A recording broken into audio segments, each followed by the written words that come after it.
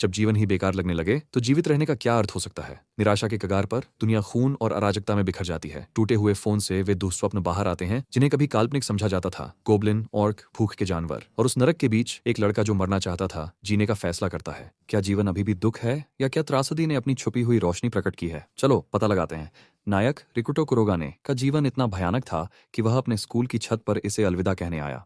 उसने नीचे खुशी खुशी टहलते स्कूल के बच्चों की ओर देखा और इस भयानक खेल को समाप्त करने का निर्णय लिया। उसने बार्ड को पकड़ा, याद करते हुए कि उसके दत्तक माता पिता ने उसके साथ कैसा व्यवहार किया। उन्होंने उसे केवल घर साफ न करने के लिए डांटा और पीटा, और जब उसके पिता ने उसे एक और पिटाई के बाद देखा तो वह और भी गुस्से में आ गए और उसे लेटे हुए पीटने लगे, कहते हुए कि घर में व्यवस्था रखना उसकी जिम्मेदारी है। उसके माता पिता के मरने के बाद उसे सिर पर छत किसने दी? उसकी मां ने हथकड़ी वाली मुस्कान के साथ कहा कि इसमें कोई आश्चर्य नहीं है कि वह ऐसे माता पिता के साथ ऐसा बड़ा हुआ। एमसी उनसे नफरत करता था और जब वे आखिरकार शांत हो जाते तो उसका बड़ा भाई सरदा उसे चिढ़ाने आता। उसे देखते हुए वह हंसता और जानबूझकर फर्श पर सोडा गिराकर मुस्कुराते हुए कहता कि यह उसकी गलती है। उसने इस पर कोई प्रतिक्रिया नहीं दी और वह उसके पास आकर उसके कंधे पर थपथपाते हुए पूछता कि क्या वह दयालु नहीं है? वह उसे कुछ देता है जो उसे कम से कम कुछ मूल्य देता है। उसने अपनी मुट्ठी भींच ली लेकिन वह उसे जवाब नहीं दे सका। स्कूल में हर कोई अभी भी उसे तंग कर रहा था। यह एक सामान्य स्कूल का दिन था, लेकिन जब वह अपनी कक्षा में प्रवेश किया तो उसने अपनी डेस्क पर फूलों का एक गुलदस्ता और कुछ खराब ग्राफिटी देखी। उसके सहपाठी उस पर हंसे और जब शिक्षक कक्षा में आए तो उन्होंने निश्चित रूप से देखा कि उसकी डेस्क के साथ क्या हुआ था, लेकिन उन्होंने हस्तक्षेप करने का निर्णय नहीं लिया और एक्सक्लेम्ड किया कि उसने अपनी सीट के साथ क्या किया। वह इस भयानक स्कूल से बहुत नफरत करता था। उसे उन बदमाशों से भी नफरत थी जो उसे लगातार घिरते थे और पैसे मांगते थे। जब यह फिर से हुआ तो उसने गुस्से में पीछे की दीवार पर मुक्का मारा, लेकिन जब उसने देखा कि ताकेदा इन बेवकूफों का नेता उसके भाई की तरह कह रहा था कि वह सिर्फ बेकार कचरा है, तो वह डर से कांप उठा और हार मान ली।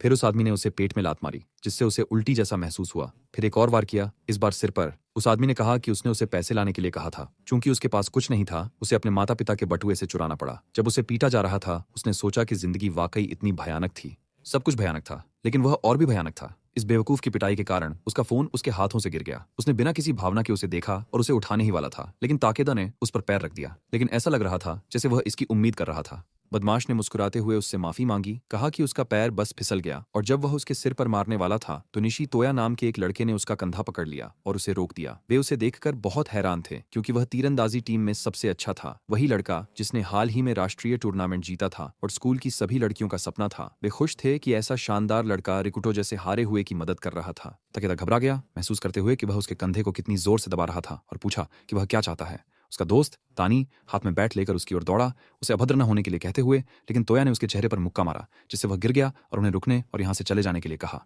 उसने उन्हें धमकी भरी नजर से देखा और ताकेदा ने नाखुशी में अपनी जीभ चटकाई, उसके कंधे से हाथ हटा दिया और फिर अपने लोगों से वहां से जाने के लिए कहा। उन्हें जाते हुए देखकर तोया ने राहत की सांस ली, फिर रिकुटो के पास बैठकर पूछा कि क्या वह ठीक है, उसे कम से कम जवाब देने की कोशिश करनी चाहिए। वे इस तरह से व्यवहार कर रहे थे क्योंकि वह कोई प्रतिक्रिया नहीं दे रहा था। क्या वह वास्तव में इस तरह जी सकता था? एमसी ने चुपचाप अपना टूटा हुआ फोन उठाया, फिर अचानक खड़ा हुआ और चला गया, चिढ़कर पूछा कि वह उसके बारे में क्या जानता भी है। तोया ने हल्का सा भौहें चढ़ाई और देखा कि कुछ अभी भी अजीब था। इतनी गंभीर पिटाई के बाद भी वह आत्मविश्वास से खड़ा था। क्या उसे उतनी चोट नहीं लगी जितनी उसने सोची थी? शायद इस आदमी ने अनजाने में आखिरी पल में उनके वारों से बचाव कर लिया था। उसने इस विचार को एक तरफ रखने का फैसला किया। आखिरकार वे फिल्म में नहीं थे और चले गए। कुछ समय बाद रिकुटो छत पर गया। उसने स्कूल के बच्चों को देखा जो आपस में बातें कर रहे थे और खेल रहे थे, और इससे उसे बेचैनी महसूस हुई। वह फर्श पर बैठ गया, एक सेकंड के लिए कुछ सोचा, फिर अपने टूटे हुए फोन को देखा और भारी सांस लेते हुए कहा कि यह अंत था। वह बस इससे थक गया था। ये पूरी जिंदगी एक बड़ी यातना थी। वह बाड़ पर चढ़ गया और ऊपर से शहर को देखते हुए अपनी बाहें फैलाकर एक बड़ी मुस्कान के साथ कहा कि इस खेल को खत्म करने का समय आ गया है। अचानक आकाश में बिजली चमकी, कुछ चमकते हुए प्रतीक दिखाई दिए जिनसे अनगिनत संख्याएं नीचे गिरने लगीं और इमारतों से टकराकर फट गईं। इस बीच सभी फोन अपने मालिकों को झटका देने लगे। छात्र उन्हें दर्द में अपने हाथों से गिरा देते हैं और सोचने लगते हैं कि यहाँ क्या हो रहा है। उनके फोन अजीब तरह से काम करने लगे। वे बिल्कुल नहीं समझ पाए कि क्या हो रहा है, और इस बीच रिकुटो ने सोचा, क्या वह सिर्फ बिजली थी जबकि मौसम इतना अच्छा है? आखिर हो क्या रहा है? उसने नीचे से चीखें सुनी। डर के मारे एक छात्र जमीन पर गिर गया और अपने फोन को देखा। विभिन्न संख्याएं स्क्रीन पर तेजी से बदलते हुए चमकने लगीं, और फिर ये संख्याएं सचमुच फोन से बाहर निकलने लगीं, एक राक्षस का रूप लेते हुए। लड़के ने इसे हैरानी से देखा और संख्याएं एक गोब्लिन में बदल गईं, और फिर गोब्लिन और ऑक्स से लेकर ड्रैगन तक के सभी प्रकार के राक्षस अन्य फोनों से बाहर निकलने लगे। छात्र डर के मारे भागे, लेकिन राक्षस जल्दी ही उनके पास पहुंच गए, जबकि एमसी ऊपर से इस खूनी दृश्य को हैरानी से देख रहा था। एक गोब्लिन ने एक लड़के पर निशाना साधा जो भाग नहीं सका और उसे कांटेदार क्लब से सिर पर मारा गया, जबकि उसके साथ ही राक्षसों ने दूसरों को सफलतापूर्वक निपटा दिया। गोब्लिन ने अपने होंठ चाटे और फिर दूसरों के साथ मिलकर एक एक करके गरीब छात्रों को मारता रहा। रिकुटो ने यह सब देखा और अपनी आंखों पर विश्वास नहीं कर सका, और जब राक्षस इकट्ठा मृत छात्रों का एक बड़ा ढेर इकट्ठा किया, उसने पूछा, यहाँ क्या हो रहा है? इस दिन रहस्यमय राक्षसों की भीड़ अचानक पूरी दुनिया में प्रकट हो गई। सार्वजनिक व्यवस्था तुरंत बाधित हो गई और माना जाता है कि विश्व जनसंख्या 10 गुना से अधिक घट गई। इस प्रलय का कारण अज्ञात रहा, जब तक कि कुछ युवाओं ने सच्चाई का पता नहीं लगाया। पहले केवल यह ज्ञात था कि राक्षस फोन से प्रकट हुए थे। बचे हुए लोगों ने इस दिन को न्याय का दिन कहा। इस दिन की शुरुआत में वापस एमसी ने नीचे का भयावह दृश्य देखा और सोचा कि परियों की कहानियों में ही मौजूद राक्षस एक एक करके लोगों को मार रहे थे। यह सब अविश्वसनीय रूप से अप्रत्याशित था। विश्वास न करते हुए उसने नर्वस होकर हंसते हुए कहा कि वह सब कुछ समझ गया है। वह पहले ही कूद चुका था और मर चुका था, और यह सिर्फ एक मृत्यु का सपना था। चीखें सुनाई दी। राक्षसों ने लोगों को पकड़ लिया और उनके साथ जो चाह किया। उन्हें देखकर रिकुटो हंसा और टिप्पणी की कि यह सब कितना घिनौना था। सभी जिन्होंने उसे तुच्छ समझा था कचरा बन गए। वह मुस्कुराया और पूछा कि उन्हें इसके बारे में कैसा लग रहा था। वे उसे हमेशा परेशान करते थे, इसलिए वे इसके लायक थे। उन्हें सब मरने दो और नरक में चलने दो। वह इस नरसंहार को देखता रहा और एक बिंदु पर उसे बेचैनी महसूस हुई, और उसने सोचा कि क्या यह सपना के लिए बहुत वास्तविक था। यहाँ कुछ लोग थे जिन्हें वह नहीं जानता था। उसने एक लड़के को देखा जो स्कूल के मैदान से भागने की कोशिश कर रहा था, लेकिन राक्षस ने जल्दी से उसे पकड़ लिया और उसे मारा। उसकी दिल दहला देने वाली चीख सुनकर एमसी ने अपने दांत भींच लिए और अपना सिर पकड़कर चिल्लाया, ये क्या हो रहा है? ये सपना और कितनी देर तक चलेगा? वह क्यों नहीं मरता? उसकी जिंदगी भयानक है। उसके माता पिता मर गए और वह अकेला रह गया है, और उसके आसपास केवल मूर्ख लोग हैं। और यह भाई, उसे उनमें से किसी की परवाह नहीं है, जैसे कि उसे परवाह है। लेकिन उसने समझा कि जो कुछ भी अब हो रहा है वह गलत है। वो फूट फूट कर रोने लगा और चिल्लाया कि किसी भी हालत में यह गलत है कि लोग इस तरह मरते हैं। उसने अपना सिर पकड़ लिया और चिल्लाया कि अगर ये एक सपना है तो उन्हें उसे जागने देना चाहिए। उसी क्षण छत का दरवाजा इतनी जोर से खुला कि खिड़की टूट गई। उसने डर के मारे मुड़कर देखा और देखा कि एक गोब्लिन उसकी ओर किसी का सिर हाथ में लिए चल रहा है। उसने उसे डर से देखा और सोचा, क्या यह सपना है? जैसे ही गोब्लिन उसके पास आया और उस पर झपटा, उसे एहसास हुआ कि यह सब सच है, बिल्कुल वास्तविकता। राक्षस को अपने हथियार से उसकी ओर झूलते हुए देखकर वह डर के मारे चिल्लाया और तुरंत एक तरफ कूद गया। पास में गिर पड़ा। वह दर्द से कांप उठा और धीरे धीरे उठ खड़ा हुआ, ये सोचते हुए कि वह इतना डरा हुआ क्यों था। और जब गोब्लिन नीचे कूदा और उसने लड़की के चेहरे को देखा जो हमेशा के लिए डर में जमी हुई थी, तो उसने समझा कि मौत कैसी दिखती है। वो बहुत डरा हुआ था और पीछे हट गया, सोचते हुए कि क्या वह इसी तरह मरने वाला है। उसके पीछे एक आवाज आई। उसकी छवि ने पूछा, क्या फर्क पड़ता है? वह तो वैसे भी मरने वाला था। वह इस जीवन को समाप्त करना चाहता था। वह चुप रहा और सोचा कि वह सही था। आखिरकार उसका जीवन भयानक था और दुनिया भी इतनी अच्छी नहीं थी। अगर वह मर जाता तो कुछ नहीं बदलता। वह हल्का सा मुस्कुराया और अपनी आंखें बंद कर लीं, एक गोब्लिन के हाथों मरने की उम्मीद करते हुए। लेकिन जब उसे याद आया कि स्कूल के अन्य छात्र कितनी दर्दनाक मौत मरे थे, तो उसने महसूस किया कि वह मरना नहीं चाहता। निश्चित रूप से इस तरह नहीं। दांत भींचते हुए उसने पास पड़ी एक पाइप उठाई और वार को रोकते हुए चिल्लाया कि वह मरना नहीं चाहता। स्टील के स्टील से टकराने की जोरदार आवाज आई। राक्षस अधिक शक्तिशाली था और उसे पीठ के बल धकेल दिया, लेकिन उसने पाइप को पकड़े रखा ताकि वह उसे मार ना सके, और कहा कि असली मौत घिनौनी और बहुत दयनीय होती है। उसके लिए इसके हमले को रोकना और भी कठिन होता जा रहा था। और वह सोचने लगा, जब मौत ऐसी होती है तो कौन सही दिमाग में मरना चाहेगा? इसके बारे में सोचते हुए वह और अधिक शक्तिशाली हो गया और चिल्लाया कि वह मरना नहीं चाहता। वैसे भी वह मरना नहीं चाहता था। उसकी ताकत बढ़ गई और वह अचानक उठ खड़ा हुआ, लेकिन गोब्लिन अधिक शक्तिशाली था और उस पर दबाव डालने लगा, और वह जोर से चिल्लाया, उसे हटाने की कोशिश करते हुए, और उसी क्षण वह जम गया। उसके चारों ओर सब कुछ रुक सा गया। लोगों के पास एक स्थिति होती है जिसे जॉन कहा जाता है, जब ध्यान सभी सीमाओं को पार कर जाता है, चाहे कारण कुछ भी हो, और व्यक्ति अपने शरीर और मन पर पूर्ण नियंत्रण की स्थिति में प्रवेश करता है। कहा जाता है कि जब कोई व्यक्ति जॉन में प्रवेश करता है तो उसे अपने आसपास की दुनिया की पूरी समझ हो जाती है और वह सहज रूप से सबसे अच्छे निर्णय ले सकता है। फिर उसने अपना पैर तेजी से उठाया और गोब्लिन को पैरों के बीच मारा, और निश्चित रूप से किसी और की तरह वह ऐसे प्रहार से फर्श पर गिर गया। इस बीच रिकुटो उठ खड़ा हुआ और अपनी सांसें संभाली, फिर जोर से चिल्लाते हुए उसके पास दौड़ा और पाइप से उसके सिर पर मारा। लेकिन यह पर्याप्त नहीं था। उसने उसे फिर मारा, फिर दूसरी और तीसरी बार, जब तक कि पाइप ने उसकी खोपड़ी को कुचल नहीं दिया। यह सुनिश्चित करने के बाद कि वह निश्चित रूप से मर चुका है, उसने रुककर अपनी सांस ली, और जब उसने गोब्लिन के सिर की ओर देखा तो अचानक उसके गले में मितली उठी और उसने उल्टी कर दी। अपनी लार पोंछते हुए उसने अपने हाथों को किनारे की ओर फैलाया और जोर से चिल्लाया, अपनी सारी भावनाएं बाहर निकाल दी। अब तक उसने वास्तव में जीवन नहीं जिया था, तो अब गहराई में उसे महसूस होता है कि वह मरना नहीं चाहता। वह सूरज की ओर देख रहा था जो पहले से ही डूबने लगा था, और हल्का सा मुस्कुराया, जिसके बाद उसकी आंखें धीरे धीरे बंद हो गईं और वह बेहोश हो गया। जल्द ही उसने किसी की आवाज सुनी। ये व्यक्ति उसे जगाने की कोशिश कर रहा था, और जब उसने आखिरकार अपनी आंखें खोलीं तो वह डर के मारे उठ खड़ा हुआ। यह तुया था। वो खुश था कि वह जीवित था और कहा कि उसके सिर से खून बह रहा था। वह पहले से ही डर रहा था कि वह मर चुका है। एमसी ने उसे उलझन भरी नजरों से देखा। उसने उसे पहचान लिया। एक सेकंड बाद एक तेज दर्द उसके सिर में चुभा, लेकिन इसके बावजूद वह उठ खड़ा हुआ और तुया ने चिंतित होकर उसे ज्यादा न करने के लिए कहा। लेकिन रिकुटो यह देखने के लिए उत्सुक था कि क्या हुआ था। उसने शहर की ओर देखा और इमारतों को जलते हुए देखकर उसने घबराकर मुस्कुराते हुए कहा कि यह सच नहीं हो सकता। उसने अपने पीछे किसी को रोते हुए सुना और तुरंत मुड़कर देखा कि छात्रों की भीड़ एक समूह में बैठी हुई थी। डर के मारे रो रही थी। ताकेदा और उसके दोस्त अराता और तानी, जिन्होंने हाल ही में उसे पीटा था, अब अपने सिर पकड़कर सोच रहे थे कि क्या हो रहा है। भीड़ में जिम शिक्षक और वह लड़की थी जिसे वह शांत करने की कोशिश कर रहे थे, कुजो सकुरा। वह बहुत डरी हुई थी और शिक्षक अयामा ने उसे मुस्कुराते हुए कहा कि सब कुछ ठीक है क्योंकि वह उसकी रक्षा करेंगे। उन सभी को उसकी नजर उसके सीने पर गई और उसने उसे चिंता न करने को कहा। दूसरी लड़कियों ने देखा कि वह फिर से उसे ऐसे देख रहा है और शिक्षक की ओर घृणा से देखा, करीब सकुरा के प्रति सहानुभूति जताते हुए। एमसी ने बगल में देखा और थोड़ा हैरान हुआ जब उसने देखा कि छत के लिए निकास टूटी हुई कुर्सियों और मेजों से अवरुद्ध था।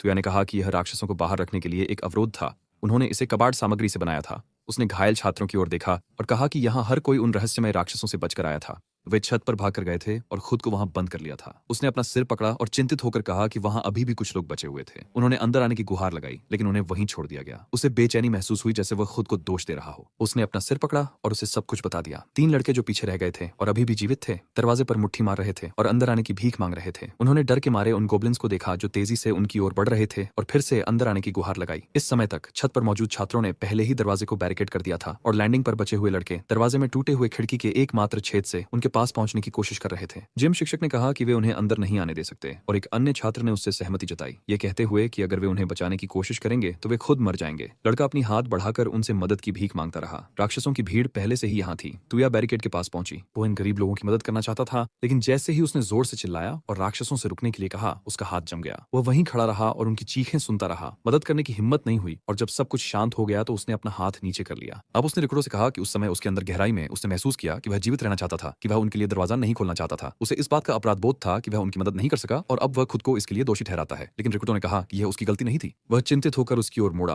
और रिकुटो ने मृत गोब्लिन की ओर देखा और कहा कि कोई भी इतनी भयानक और दुखद मौत नहीं चाहता और उसने जीवित रहने के लिए सब कुछ किया। तुया ने आश्चर्य से पूछा, तो क्या उसने उसे मारा? उसने नर्वस होकर हंसते हुए कहा कि वह बहुत कूल था, फिर मुस्कुराते हुए कहा कि वह नर्वस ब्रेकडाउन के कगार पर था। उसे कभी यह कोशिश करने का ख्याल नहीं आया और वह आमतौर पर इतना आत्मविश्वासी होता है। उसने अपने कांपते हाथ को देखा और शाप दिया कि अगर उसने इस समाधान के बारे में सोचा होता तो वह उन लोगों को बचा सकता था। एमसी चुप रहा, जिसके बाद जिम शिक्षक ने सभी को इकट्ठा होने के लिए कहा और वे उसके सामने पंक्तिबद्ध छात्रों के साथ शामिल हो गए। पहले शिक्षक ने उनसे स्थिति का आकलन करने के लिए कहा, आज दोपहर के आसपास अजीब राक्षस अचानक फोन से बाहर निकल आए। क्या यह सही है?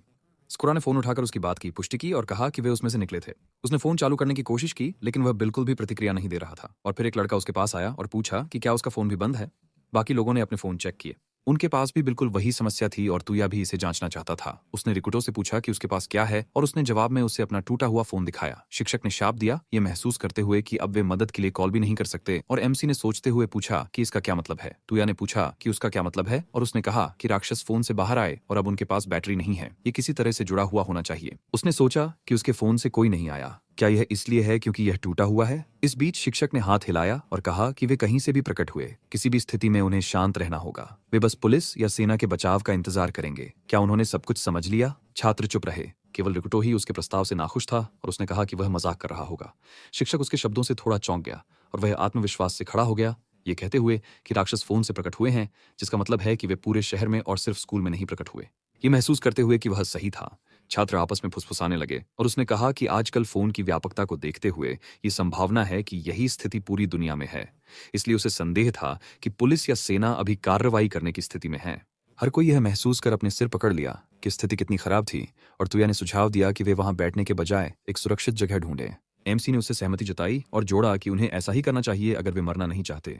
ताकेदा उसके शब्दों से चिढ़ने लगा और खड़ा होकर पूछा कि वह यहाँ आदेश क्यों दे रहा है। उसने शैतानी मुस्कान के साथ उसके पास जाकर उसके कपड़े पकड़ लिए और कहा कि शायद वह तब तक नहीं समझेगा जब तक वह उसे फिर से नहीं पीटेगा। उसने जवाब की मांग करते हुए उसे हिलाना शुरू कर दिया, लेकिन रिकुटो फिर भी चुप रहा और बस उसे देखता रहा। ये समझ नहीं पा रहा था कि उसके साथ क्या गलत था। ऐसी स्थिति में वह ऐसी बकवास क्यों कर रहा था। बाकी लोग ताकेदा से सहमत थे और गुस्से में रिकुटो से अधिक विनम्र होने को कहा और तुया ने उन्हें शांत करने की जल्दी की। सकुरा ने भी उसका साथ दिया और सभी से एकजुट रहने को कहा, जबकि ताकेदा ने रिकुटो को हिलाते हुए पूछा कि उसके साथ क्या गलत था। क्या वह इतना डर गया था कि वह एक शब्द भी नहीं बोल पा रहा था? एमसी चुप रहा और सोचा कि वह उस राक्षस की तुलना में एक गुस्सैल चिहुआ हुआ जैसा था। उसकी प्रतिक्रिया की कमी ने केवल ताकेदा को और अधिक गुस्सा दिला दिया, इसलिए उसने कहा कि उसे हर छोटी बात से परेशान न करे। ये परेशान करने वाला था। यह सुनकर छात्र घबरा गए। वे सभी जानते थे कि क्या होने वाला है। ताकेदा निश्चित रूप से गुस्से में आ गया और उस पर मुक्कों से हमला करते हुए चिल्लाया, क्या उसे पता भी है कि वह किससे बात कर रहा है? तुया ने जल्दी से हस्तक्षेप किया और उसे रुकने के लिए कहा, लेकिन इस बार एमसी इसे बर्दाश्त नहीं करेगा। उसने अपराधी का हाथ पकड़ा, फिर उसकी गर्दन पकड़कर उसका चेहरा फर्श पर धकेल दिया, जिससे उसकी नाक से खून बहने लगा। तुया और बाकी सभी लोग हैरान थे कि ऐसा हारा हुआ व्यक्ति अब कुछ भी करने में सक्षम था, और रिकुटो ने ताकेदा की बांह खींचना शुरू कर दिया, जिससे दर्द हुआ और उसे छोड़ने की विनती की। उसे देखते हुए एमसी ने गहरी सांस ली और सोचा कि वह उससे पहले क्यों डरता था। ये शब्द सुनकर वह लड़का गुस्से में चिल्लाया कि वह खत्म हो गया है और उसने अपनी मुट्ठी और कस दी। लड़के ने चिल्लाया कि वह इसे नहीं छोड़ेगा और उसे चिढ़ के साथ देखा, फिर मरोड़ना शुरू किया। उसकी बांह पकड़कर कहा कि वह बहुत परेशान कर रहा था। उसने उसकी गर्दन पर दबाव डाला, जिससे वह हिल नहीं सका, और तोया ने महसूस किया कि वह वास्तव में उसकी बांह तोड़ सकता है। रिकुटो को खींचकर उसे रुकने का आदेश दिया। ताकेदा दर्द में फर्श पर तड़पने लगा और तोया ने रिकुटो को आश्चर्य से देखा और सोचा कि वह पागल है।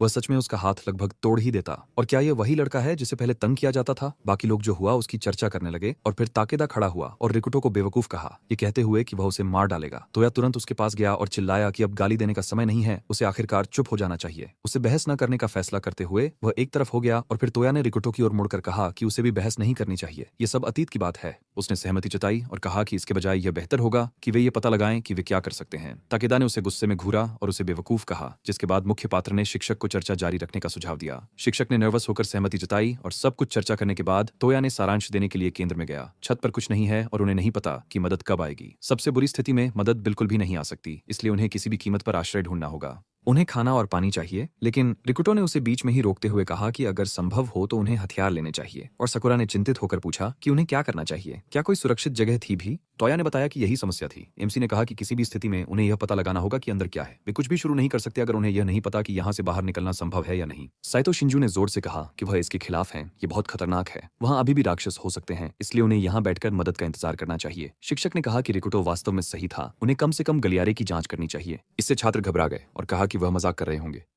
वैसे भी कौन स्वेच्छा से राक्षसों के अड्डे में जाएगा? शिक्षक डर गए और कहा कि रिकुटो और ताकेदा इमारत के अंदर की स्थिति का आकलन करेंगे।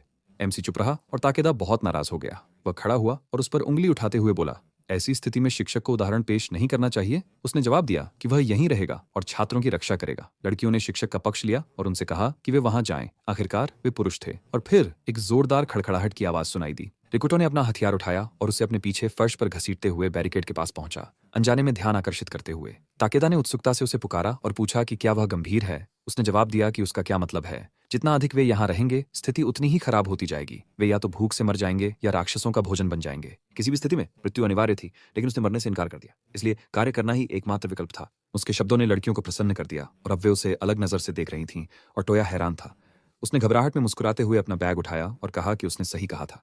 वह उसके पास खड़ा हुआ और मुस्कुराते हुए घोषणा की कि वह भी जाएगा। आखिरकार वहां अभी भी कुछ जीवित लोग हो सकते हैं। चूंकि सबका पसंदीदा छात्र जा रहा था, शिक्षक चिंतित हो गए और उससे रुकने के लिए कहा। अगर उसे कुछ हो गया तो वह जिम्मेदार ठहराया जाएगा। लड़कियों ने भी उस लड़के से न जाने के लिए कहा, क्योंकि वे बहुत चिंतित थीं कि उनका प्यारा लड़का मर सकता है। और उसने गहरी सांस ली और मन ही मन नोट किया कि वे सब पाखंडी हैं। एमसी ने कहा कि ईमानदारी से वह खुश था कि वह गया। ये चिहुआ हुआ जाहिर तौर पर नहीं जाने वाला था। तोया नहीं समझ पाया कि उसने किसे कहा, और जब उसने देखा कि वह डरे हुए ताकेदा की ओर इशारा कर रहा है, तो उसने अपने हाथ से अपनी मुस्कान छुपाई और नोट किया कि वह सच में चिहुआ हुआ जैसा दिखता है। रिकुटो ने उसकी ओर मुड़कर पूछा, क्या वह निश्चित है? यह एक बहुत ही खतरनाक अभियान होगा। उसे लगता है कि मरने की संभावना काफी अधिक है। उसने उसे जवाब दिया कि वह भी उसी तरह सोचता है जैसे वह मरना नहीं चाहता। उसके पास इसके कारण है। उसे कुछ लड़की याद आई जो शायद उसका इंतजार कर रही होगी, और उसने घोषणा की कि वह ऐसी जगह पर मरने से इनकार करता है। एमसी मुस्कुराया और टिप्पणी की कि वह एक भरोसेमंद दोस्त था, लेकिन उसने असहमति जताई क्योंकि उसकी नसें उसकी तरह नहीं थीं। उसने असहजता से अपने सिर के पीछे खुजली की, कहते हुए कि उसने अभी तक उसका नाम नहीं सीखा था, और उसने मुस्कुराते हुए अपना परिचय दिया। फिर पूछा, उसका नाम क्या है? उसने जवाब में पूछा, क्या तुम नहीं जानते कि वह कौन है? उसने उसे अपना नाम बताया और उसने कहा कि वह समझ गया, जिससे तोया उस पर हंस पड़ा। फिर उसे साथी कहा और कहा कि वह उस पर भरोसा कर रहा था। उन्होंने बैरिकेड को पार किया और अंधेरे सीढ़ियों की ओर चिंतित नजर डालते हुए शेर की गुफा में प्रवेश किया। वे एक मंजिल नीचे गए। गलियारा शांत और अंधेरा था। मृत छात्रों की ओर देखते हुए तोया ने घबराते हुए कहा कि यह एक बुरे सपने जैसा था। रिकुटो ने कहा कि दुर्भाग्यवश ये सपना नहीं बल्कि हकीकत थी, और उसके साथी ने सोचा कि सारे राक्षस कहाँ चले गए। यह नहीं था कि वह शिकायत कर रहा था, लेकिन यहाँ बहुत ज्यादा शांति थी। एमसी ने सोचा कि वे शहर चले गए क्योंकि स्कूल पहले से ही खाली था। उसे संदेह था कि यहाँ लगभग कोई शिकार नहीं बचा था, इसलिए वे इस जैसे बेहतर स्थान की तलाश में चले गए। तोया ने कहा कि यह संभव था, लेकिन यह बहुत भयानक था। एक आवाज सुनकर वह ठिठक गया और जब रिकुटो कुछ कहने वाला था उसने हाथ हिलाकर फुसफुसाया कि उसे चुप रहना चाहिए। वे दोनों ठिठक गए और सुना, फिर एक दूसरे की ओर देखा और सावधानी से आगे बढ़े। तोया ने चुपचाप कोने से झांका और देखा कि एक गोब्लिन शिकार की तलाश में इधर उधर देख रहा है। जिसके बाद उसने रिकुटो से फुसफुसाकर पूछा, क्या वे उसे संभाल सकते हैं? उसने हिचकिचाते हुए जवाब दिया कि यह संभव है और फिर उस लड़के ने अपनी पीठ से बैग उतारकर फर्श पर रख दिया। उसने एक धनुष और तीर निकाला और कहा कि वह तैयार है। उसके बाद वह सावधानी से कोने के पीछे से बाहर निकला, तीर खींचा, निशाना साधा और फिर चलाया। तीर गोब्लिन की पीठ में घुस गया और उसकी नोक उसके शरीर के दूसरी तरफ दिखाई दी। लेकिन छाती में घायल होने के बावजूद गोब्लिन अभी भी हिलने में सक्षम था। दर्द में भारी सांस लेते हुए उसने मुड़कर देखा कि यह किसने किया और गुस्से में जोर से गरजा। तोया उत्साहित हो गया और एक और तीर निकाल लिया, लेकिन इससे पहले कि वह निशाना लगाकर तीर चला पाता, गोब्लिन तेजी से उसके पास आ गया। रिकुटो ने लड़ाई में शामिल हो गया। गोब्लिन के पीछे दौड़ते हुए उसने अपनी पाइप घुमाई और पूरी ताकत से उसके सिर पर मारा, जिससे वह दीवार से टकराते हुए एक तरफ गिर गया। उसका शरीर कांपने लगा जब उसने उठने की कोशिश की और कहीं सुनते हुए उसके पीछे 4 तेज कदमों की आवाज आई। वह मुड़ा। एमसी ने पाइप को अपने सिर के ऊपर उठाया और फिर राक्षस को पीटना शुरू कर दिया। जब उसने अंततः उसे मार डाला तो उसने सांस ली और उसका नया दोस्त गोब्लिन के पास झुककर उसे करीब से देखने लगा, यह देखते हुए कि यह क्रूर था।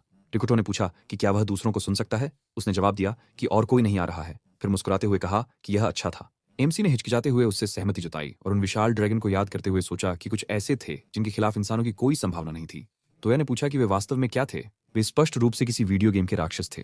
वे गोब्लिन लग रहे थे। रिकुटो ने उससे सहमति जताई और कहा कि जब उसने दूसरे राक्षसों को देखा तो उसे लगा कि उसने उन्हें पहले कहीं देखा है। तोया ने अपने कांपते हाथ की ओर देखा और नर्वस होकर हंसा, ये नोट करते हुए कि खेल में वे एक ही वार में मर जाते, लेकिन यहाँ वास्तविकता में वे अपनी जान जोखिम में डाल रहे थे। एमसी ने पाइप से खून को एक कपड़े से पोंछा और उससे सहमत होते हुए कहा कि उनके पास कोई स्तर नहीं है, कोई कूल कौशल नहीं है और कोई जादू नहीं है, वे सिर्फ लोग हैं। उस आदमी ने कहा कि वह अलग था। वह निश्चित रूप से एक नौसिखिया नहीं है ना? उसे हथियार संभालना आता है। क्या किसी ने सच में उसे प्रशिक्षित किया? रिकुटो ने नजरें फेर लीं और चुप रहा। उसे याद आया कि वह अपने बड़े भाई के साथ तलवारबाजी का अभ्यास करता था, लेकिन हर बार वह बिना हथियार के जमीन पर गिर जाता और उसका भाई उसका मजाक उड़ाता। उसने अपनी आंखें बंद कर लीं और टोया से कहा कि किसी ने उसे नहीं सिखाया, और उसने इतनी हिम्मत और हरकतों के साथ पूछा, ये लोग उसका मजाक क्यों उड़ा रहे थे? उसने कहा कि उसे कोई अंदाजा नहीं है और फिर वे अपनी राह पर चलते रहे। कई कक्षाएं नष्ट हो गई थीं, केवल शव हर जगह पड़े थे। तोया ने चारों ओर देखा और देखा कि यहाँ काफी शांति थी। जाहिर है ये गोब्लिन छठी मंजिल पर अकेला था। एमसी ने कहा कि यहाँ मुख्य रूप से प्रशिक्षण हॉल थे, इसलिए यहाँ ज्यादा लोग नहीं थे। हालांकि नीचे राक्षस हो सकते थे। तोया चिंतित हो गया और उससे सहमत हुआ और फिर वे सीढ़ियों के पास पहुंचे, जहां उसने कहा कि चीजें और गंभीर हो जाएंगी। रिकुटो ने कुछ स्पष्ट करने का निर्णय लिया और कहा कि उनका लक्ष्य स्थिति का आकलन करना था। उस व्यक्ति ने जवाब दिया कि वह समझ गया स्कूल में कौन था, कितने लोग थे और क्या भागना संभव था। जब तक वे कम से कम यह नहीं जानते, वे कुछ नहीं कर सकते थे। एमसी ने सहमति जताई और कहा कि सबसे महत्वपूर्ण बात अब जीवित लौटना और जानकारी के साथ लौटना है। इसलिए अगर उसे लगा कि भागना जरूरी है तो वह उसे छोड़ देगा और उसे भी उसे छोड़ देना चाहिए अगर जरूरी हो। तोया चुप रहा, विचारों में खोया, फिर उसके कंधे पर थपथपाया और उससे सहमत हुआ, यह जोड़ते हुए कि स्थिति गंभीर है, कोई भावुकता नहीं। रिकुटो ने मुस्कान के साथ अपनी आंखें बंद की और फिर नीचे चलने लगे और तोया ने कहा कि वह कुछ क्रूर था। उसने मुड़कर उसे सवालिया नजरों से देखा। उसने असहजता से अपने गाल को खुजाया और कुछ कहने ही वाला था कि अचानक मदद के लिए एक चीख सुनाई दी। एमसी चौंका, फिर तुरंत दौड़ने लगा और तोया ने उत्सुकता से उसे पुकारा, उसे रुकने के लिए कहा, लेकिन उसने बिल्कुल नहीं सुना और उसने नोट किया कि वह बिल्कुल वैसा ही था जैसा उसने सोचा था। वह उसे छोड़ देगा, भले ही वह दूसरों को नहीं छोड़ सकता था। ऐसा लग रहा था कि उसे उस पर नजर रखनी होगी। वह उसके पीछे दौड़ा। इस बीच एक राक्षस जिसने सभी छोटे गोब्लिन्स को मार डाला था, नीचे के गलियारे में भारी सांस लेते हुए घूम रहा था। इस बीच एक कक्षा में ताचिबाना कोटोने नाम की एक लड़की एक लॉकर में छिपी हुई थी, आवाज करने से डर रही थी। उसके सहपाठी बाहर चिल्ला रहे थे। गोब्लिन्स ने उन्हें कपड़े उतार दिए थे और काम पर लग गए थे, लेकिन सभी लड़कों को मारने से पहले नहीं। लड़कियों में से एक मिसाकी जोर से चिल्लाई गोब्लिन से रुकने के लिए कहते हुए, जबकि कोटोने ने डर के मारे अपना मुंह ढक लिया और सोचा कि उसे उसकी मदद करनी चाहिए, लेकिन उसे यहाँ से क्यों जाना चाहिए। वह डर से कांप रही थी और मिसाकी को देखती रही, जो आंसुओं में गोब्लिन से यह न करने की भीख मांग रही थी और वादा कर रही थी कि वह जो चाहेगी करेगी, लेकिन उसने केवल जोर से चिल्लाया और फिर उसे मारा। उसके चीखों के बीच खून चारों ओर बिखर गया और कोटोने अब और नहीं सुन सकी। उसने अपना सिर पकड़ लिया और खुद को समझाने की कोशिश की कि वह सपना देख रही है और उसे जल्दी जागना चाहिए, लेकिन वह समझ गई कि यह सब हकीकत है और उसने अपनी दोस्त से माफी मांगी। वो धीरे धीरे दीवार के सहारे नीचे फिसल गई और कुछ भी न कर पाने के लिए, लगातार भागते रहने के लिए उससे माफी मांगने लगी। उसे याद आया कि उसने एक बार रिकुटो को तंग होते देखा था। वह दर्शकों की भीड़ के बीच खड़ी थी जबकि उसे पीटा जा रहा था। उसे पता था कि यह सब गलत था और उसे उन्हें रोकना चाहिए, लेकिन जैसे ही उसने हिम्मत जुटाई और बदमाशों से रुकने के लिए कहने वाली थी, ताकेदा ने रिकुटो के चेहरे पर थप्पड़ मारा और उसे देखने का आदेश दिया। वह डर गई और चुप हो गई, मन ही मन उससे माफी मांगने लगी।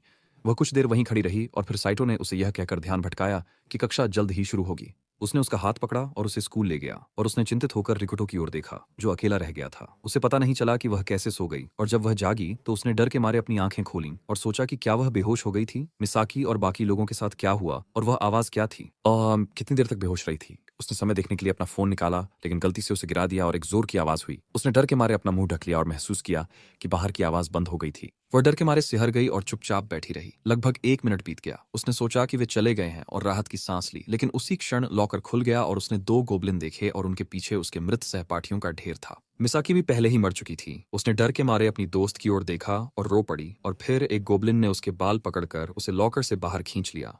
वह डर के मारे चिल्लाई, यह समझते हुए कि क्या होने वाला है, और गोबलिन ने अपने होंठ चाटे, फिर उसे फर्श पर फेंक दिया और उसके कपड़े फाड़ दिए। वह जोर से चिल्लाई, मन ही मन कम से कम किसी के उसकी मदद के लिए आने की प्रार्थना की, और डर के मारे भारी सांसें लीं। अपने ऊपर उन घिनौने चेहरों को देखते हुए उसने अपनी आंखें बंद कर लीं और रोने लगी, और फिर एक वार और खून के छींटे की आवाज सुनाई दी। गर्म खून उसके चेहरे पर छींटा और उसने अपनी आंखें खोलीं तो देखा कि एक विशाल राक्षस उसके ऊपर के गोबलिन को हटा रहा था।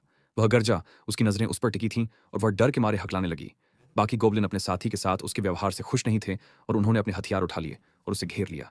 नाराजगी भरी आवाजें निकालते हुए उसने तेजी से मुड़कर अपना डंडा घुमाया, उन्हें तुरंत खत्म कर दिया, जबकि कोटो ने दीवार की ओर रेंग कर देख रही थी। जैसे ही उसने राक्षस की नजर पकड़ी, उसने अपने होंठ सिकोड़े और रोने लगी, फिर जोर से मदद के लिए पुकारा। इस बीच तोया और रिकुटो पहले से ही रास्ते में थे। विशाल राक्षस ने उसे पकड़ लिया और उसे कक्षा से बाहर ले गया, गोबलिन्स को बांधकर अपने साथ घसीटते हुए। लड़की ने दया की भीख मांगते हुए उसकी ओर देखा, और वह उसकी चीख पुकार और चिल्लाहट को और सहन न कर पाने के कारण उसे पूरी ताकत से दीवार पर पटक दिया, और वह बेहोश हो गई और अंततः चुप हो गई। इस बीच लड़के कोने के आसपास छिपे हुए थे। ऐसा राक्षस देखकर तोया बहुत घबरा गया और सोचने लगा कि क्या वह इसे तीरों से हरा भी पाएगा। एमसी ने कहा कि अब उसे सब कुछ समझ में आ गया है। उसके दोस्त ने पूछा कि उसका क्या मतलब है, और उसने कहा कि ऊपरी मंजिलों पर किसी तरह से पर्याप्त राक्षस नहीं थे, इसलिए उन्होंने इसका कारण ढूंढ लिया। अब तोया को सब कुछ समझ में आ गया। सरल शब्दों में, राक्षसों की भी जानवरों जैसी ही पदानुक्रम होती है। मजबूत कमजोरों पर निर्भर करते हैं, और जिन सभी लोगों से वे मिले उनमें वह सबसे मजबूत है, लेकिन वे निश्चित रूप से ऐसे राक्षस से नहीं निपट सकते। उन्हें क्या करना चाहिए? अगर वे सब कुछ ऐसे ही छोड़ देते हैं तो लड़की मर जाएगी। रिकुटो खड़ा हो गया और उसने चिंतित होकर उसका कंधा पकड़ा। पूछा कि वह कहाँ जा रहा है। उसने जवाब दिया कि उन्हें उसे बचाना होगा, वह अभी भी जीवित है।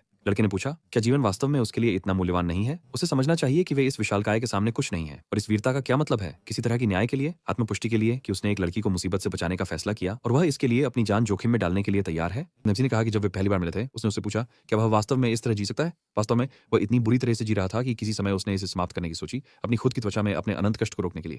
लेकिन जब वह मौत के सामने आया तो उसे एहसास हुआ कि वह किसी भी हालत में जीना चाहता है, चाहे उसकी जिंदगी कितनी भी भयानक क्यों ना हो। वह जीना चाहता है, इसलिए वह उसे बचाना चाहता है। वह उन लोगों को बचाना चाहता है जो और जीना चाहते हैं। तोया ने घबराकर अपने दांत भींचे और नोट किया कि वह सच में पागल हो गया है। वह इतना जीना चाहता है कि वह अपनी जान जोखिम में डालने के लिए तैयार है। क्या यही उसका जीवन का अर्थ है? रिकुटो ने कहा कि उसे उसका अनुसरण करने की जरूरत नहीं थी। वह अपनी इच्छाओं का पालन करेगा और वह अपनी। उसने सोचा कि सब कुछ सही था, क्योंकि वह एक हारा हुआ था। उसके पास कोई प्यार करने वाला परिवार नहीं था, कोई सच्चा दोस्त नहीं था, कोई उसे समर्थन देने वाला नहीं था, कोई उसकी परवाह नहीं करता था। वह किसी भूत की तरह था। ये सब उसके भाई के शब्द थे, और चूंकि वह एक भूत था, उसे इस दुनिया से जल्द निकलना था। उसने नीचे देखा और अपने मन में कहा कि वह इस दुनिया को छोड़ने वाला नहीं है। वह उस गलियारे की ओर बढ़ा जहां वह राक्षस था, और टोया ने उसका कंधा पकड़ लिया। चुपचाप कहा कि उसने उसे रुकने के लिए कहा था। उसका चेहरा गंभीर हो गया और उसने कहा कि उसकी एक छोटी बहन है। वे खून के रिश्तेदार नहीं थे, वे अलग अलग स्कूलों में भी जाते थे। एमसी को समझ नहीं आया कि उसने अचानक यह बात क्यों उठाई, और उसने कहा कि यही कारण है कि वह यहाँ नहीं मर सकता। अगर वह मर गया तो वह अकेली रह जाएगी। लेकिन अब सोचते हुए, अगर उस लड़की की जगह उसकी छोटी बहन होती तो वह क्या करता? क्या वह अपनी बहन की रक्षा कर सकता था, या वह बस हार मानकर भाग जाता जैसे वह अब कर रहा था? इस बड़े आदमी से मिलकर वह वास्तव में डर गया, लेकिन उसने उसके साथ जाने का फैसला किया। वे इस लड़की को साथ में बचाएंगे। एक बेवकूफ ये साबित करना चाहता है कि उसका जीवित रहना सार्थक था, और दूसरा अपने डर को पार करना चाहता है। वे एकदम सही टीम बनाते हैं, है ना? रिकुटो ने तुरंत जवाब नहीं दिया। वह मुस्कुराया और कहा कि वह पूरी तरह से पागल है। तोया ने शर्माते हुए उससे चुप रहने को कहा। अपने डर का साहसपूर्वक सामना करने का तरीका मूर्खता से भ्रमित नहीं होना चाहिए। उसे बचाने जाने से पहले उसने तय किया कि उन्हें क्या करना चाहिए, इस पर चर्चा करें। सामने से हमला करना कोई विकल्प नहीं था, वो उन्हें मार ही देगा। एमसी ने कहा कि अगर वह वास्तव में उसके साथ गया तो उसके पास एक विचार है कि उन्हें क्या करना चाहिए। उसने आश्चर्य से पूछा, तो उसके पास पहले से ही एक योजना थी? उसने आत्मविश्वास से इसकी पुष्टि की और उसे बताया कि वे कैसे आगे बढ़ेंगे। इस बीच कोटो ने जाग गई। जैसे ही उसने अपनी आंखें खोली, उसने तुरंत सोचा कि वह कहाँ है, और एक सेकंड बाद उसे एहसास हुआ कि वह एक खंभे से बंधी हुई है और पास में आग जल रही है। मुड़कर उसने देखा कि गोबलिन भी बंधे हुए हैं, और उसका चेहरा डर से मरोड़ गया। धीरे धीरे सिसकते और हकलाते हुए उसने आग के पास बैठे राक्षस को किसी को खाते हुए देखा। जब उसने उसकी ओर देखा तो वह जोर से चिल्लाई। इस बीच रिकुटो ने यह सुना और तेजी से बढ़ा। जब वे दौड़ रहे थे तो याने मुस्कुराते हुए उसे पुकारा और कहा कि उसकी योजना सुनकर आखिरकार उसे यकीन हो गया कि वह पागल हो गया है। वर्तमान में कोटो ने आग को देख रही थी और सोच रही थी कि यह अंत है। क्या यह उसे खा जाएगा या बस उसकी हड्डियों तक जला देगा? वह रोने लगी और कहा कि वह मरना नहीं चाहती। राक्षस ने हड्डियों को फेंक दिया और उसकी ओर मुड़ा जब उसने उसके शब्द सुने, और गुर्राया। वह अपने पैरों पर खड़ा हुआ और उसकी ओर बढ़ा, लगातार गुर्राते हुए। उसने उस डंडे को पकड़ा जिससे वह बंधी हुई थी और उसे जमीन पर फेंक दिया। उसने एक हाथ से उसे उठाया, डंडे को पकड़े हुए, और वह डर के मारे जोर से चिल्लाई। वह आग की ओर बढ़ा और उसने जोर से उससे विनती की कि उसे जाने दे। वह जो हो रहा था उससे बहुत डर गई थी, लेकिन राक्षस ने कुछ आवाजें सुनी और उसे आग से दूर ले गया। राक्षस रिकुटो की ओर बढ़ा, जो कार्यालय के प्रवेश द्वार पर खड़ा था और पाइप से फर्श पर मार रहा था, ध्यान आकर्षित कर रहा था। उसने उसकी ओर देखा और आश्चर्यचकित होकर कहा कि यह नहीं हो सकता। उसने शांत भाव से कहा कि उसे उसकी बात सुननी चाहिए और अभी अपनी आंखें बंद कर लेनी चाहिए। राक्षस ने उसे शांत भाव से देखा और उसे फर्श पर फेंक दिया।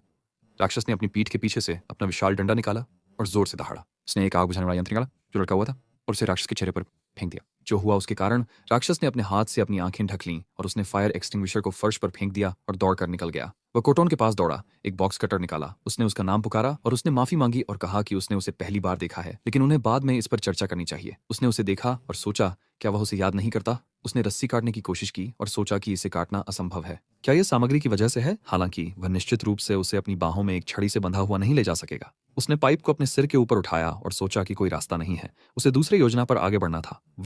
उसने पाइप से फर्श पर कई बार मारा और इससे टोया का ध्यान आकर्षित हुआ। उसने कोने से झांकते हुए कहा कि ठीक 3 बार मारना ही संकेत था। क्या उसे आसान तरीके से बचाना वास्तव में असंभव है? तो क्या वह इस पागलपन को अंजाम देने के लिए तैयार है? वह ऑफिस में दौड़कर गया और जोर से घोषणा की कि उसे अपने पागल योजना पर विश्वास नहीं है, लेकिन कोई और रास्ता नहीं था। उसने एक तीर निकाला और जोर से घोषणा की कि अगर वह सफल नहीं हुआ तो यह उसकी अपनी गलती होगी। उसी समय राक्षस को होश आया। वह उनके पास आया और जोर से गरजने लगा। नायक पाइप हाथ में लेकर खड़ा हो गया और इस राक्षस के सामने खड़ा हो गया। उसने अपनी बड़ी गदा को मारने के लिए घुमाया और इसे देखकर सोचा कि एक गलती और वह स्वर्ग चला जाएगा, लेकिन कोई और रास्ता नहीं था। कोटोन ने इसे चिंतित भाव से देखा और जोर से उसका नाम पुकारा। उसने शांत भाव से पाइप घुमाया और उन्होंने अपने हथियारों को पार किया। वह इस राक्षस के हमले को रोकने में सक्षम था और उसे जमीन में मोड़ दिया। राक्षस इस घटना से हैरान था और उसने मुस्कुराते हुए कहा कि उसने लंबे समय से किसी के वार को नहीं रोका था, लेकिन उसके शरीर को सब कुछ याद था। जब उसने ऐसा किया तो उसने सोचा कि बिना प्रतिद्वंद्वी के वार से बचते हुए खुलेआम लड़कर वह अपने वार से प्रतिद्वंद्वी के वेक्टर को बदल रहा था। उसे ज्यादा ताकत लगाने की जरूरत नहीं थी। हल्का सा बदलाव भी हमले के लिए पर्याप्त था। उसने पाइप से राक्षस की टांग पर मारा और सोचा कि यह केंडो में एक काफी लोकप्रिय चाल है।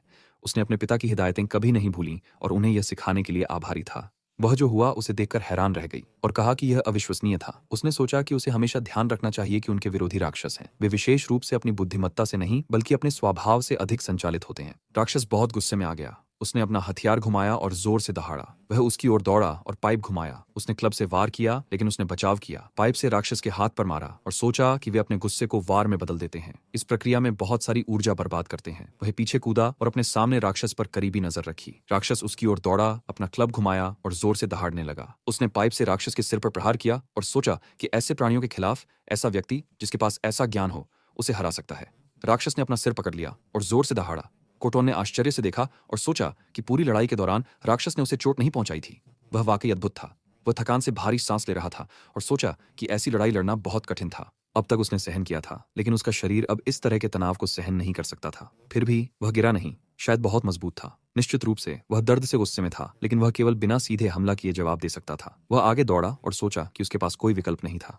वह बाहर की ओर दौड़ा, फर्श पर पाइप को जोर से मारने लगा और जोर से कहा कि उसे यहाँ आना पड़ा। राक्षस ने उसकी योजना भांप ली और उस खंभे को उठा लिया जिससे कोटोन बंधी थी। इसके तुरंत बाद राक्षस उसके पीछे दौड़ा और क्लब से हमला करने की कोशिश की, लेकिन एमसी तेज था। वह गुस्से में जोर से गरजा और उसका पीछा करता रहा और उसने उसे देखा और अतीत को याद करने लगी। बचपन में वह रोई क्योंकि 2 लड़कों ने उसे तंग किया। वह उनके पास गया और जोर से कहा कि उसे अकेला छोड़ दें। क्या उन्हें सच में उसे तंग करने में इतना मजा आ रहा था? उसने उसे नाम से पुकारा, लेकिन अब उसे लगा कि वह हमेशा से ऐसा ही था। सबकी रक्षा करता था, सबकी मदद करता था, सिवाय अपने।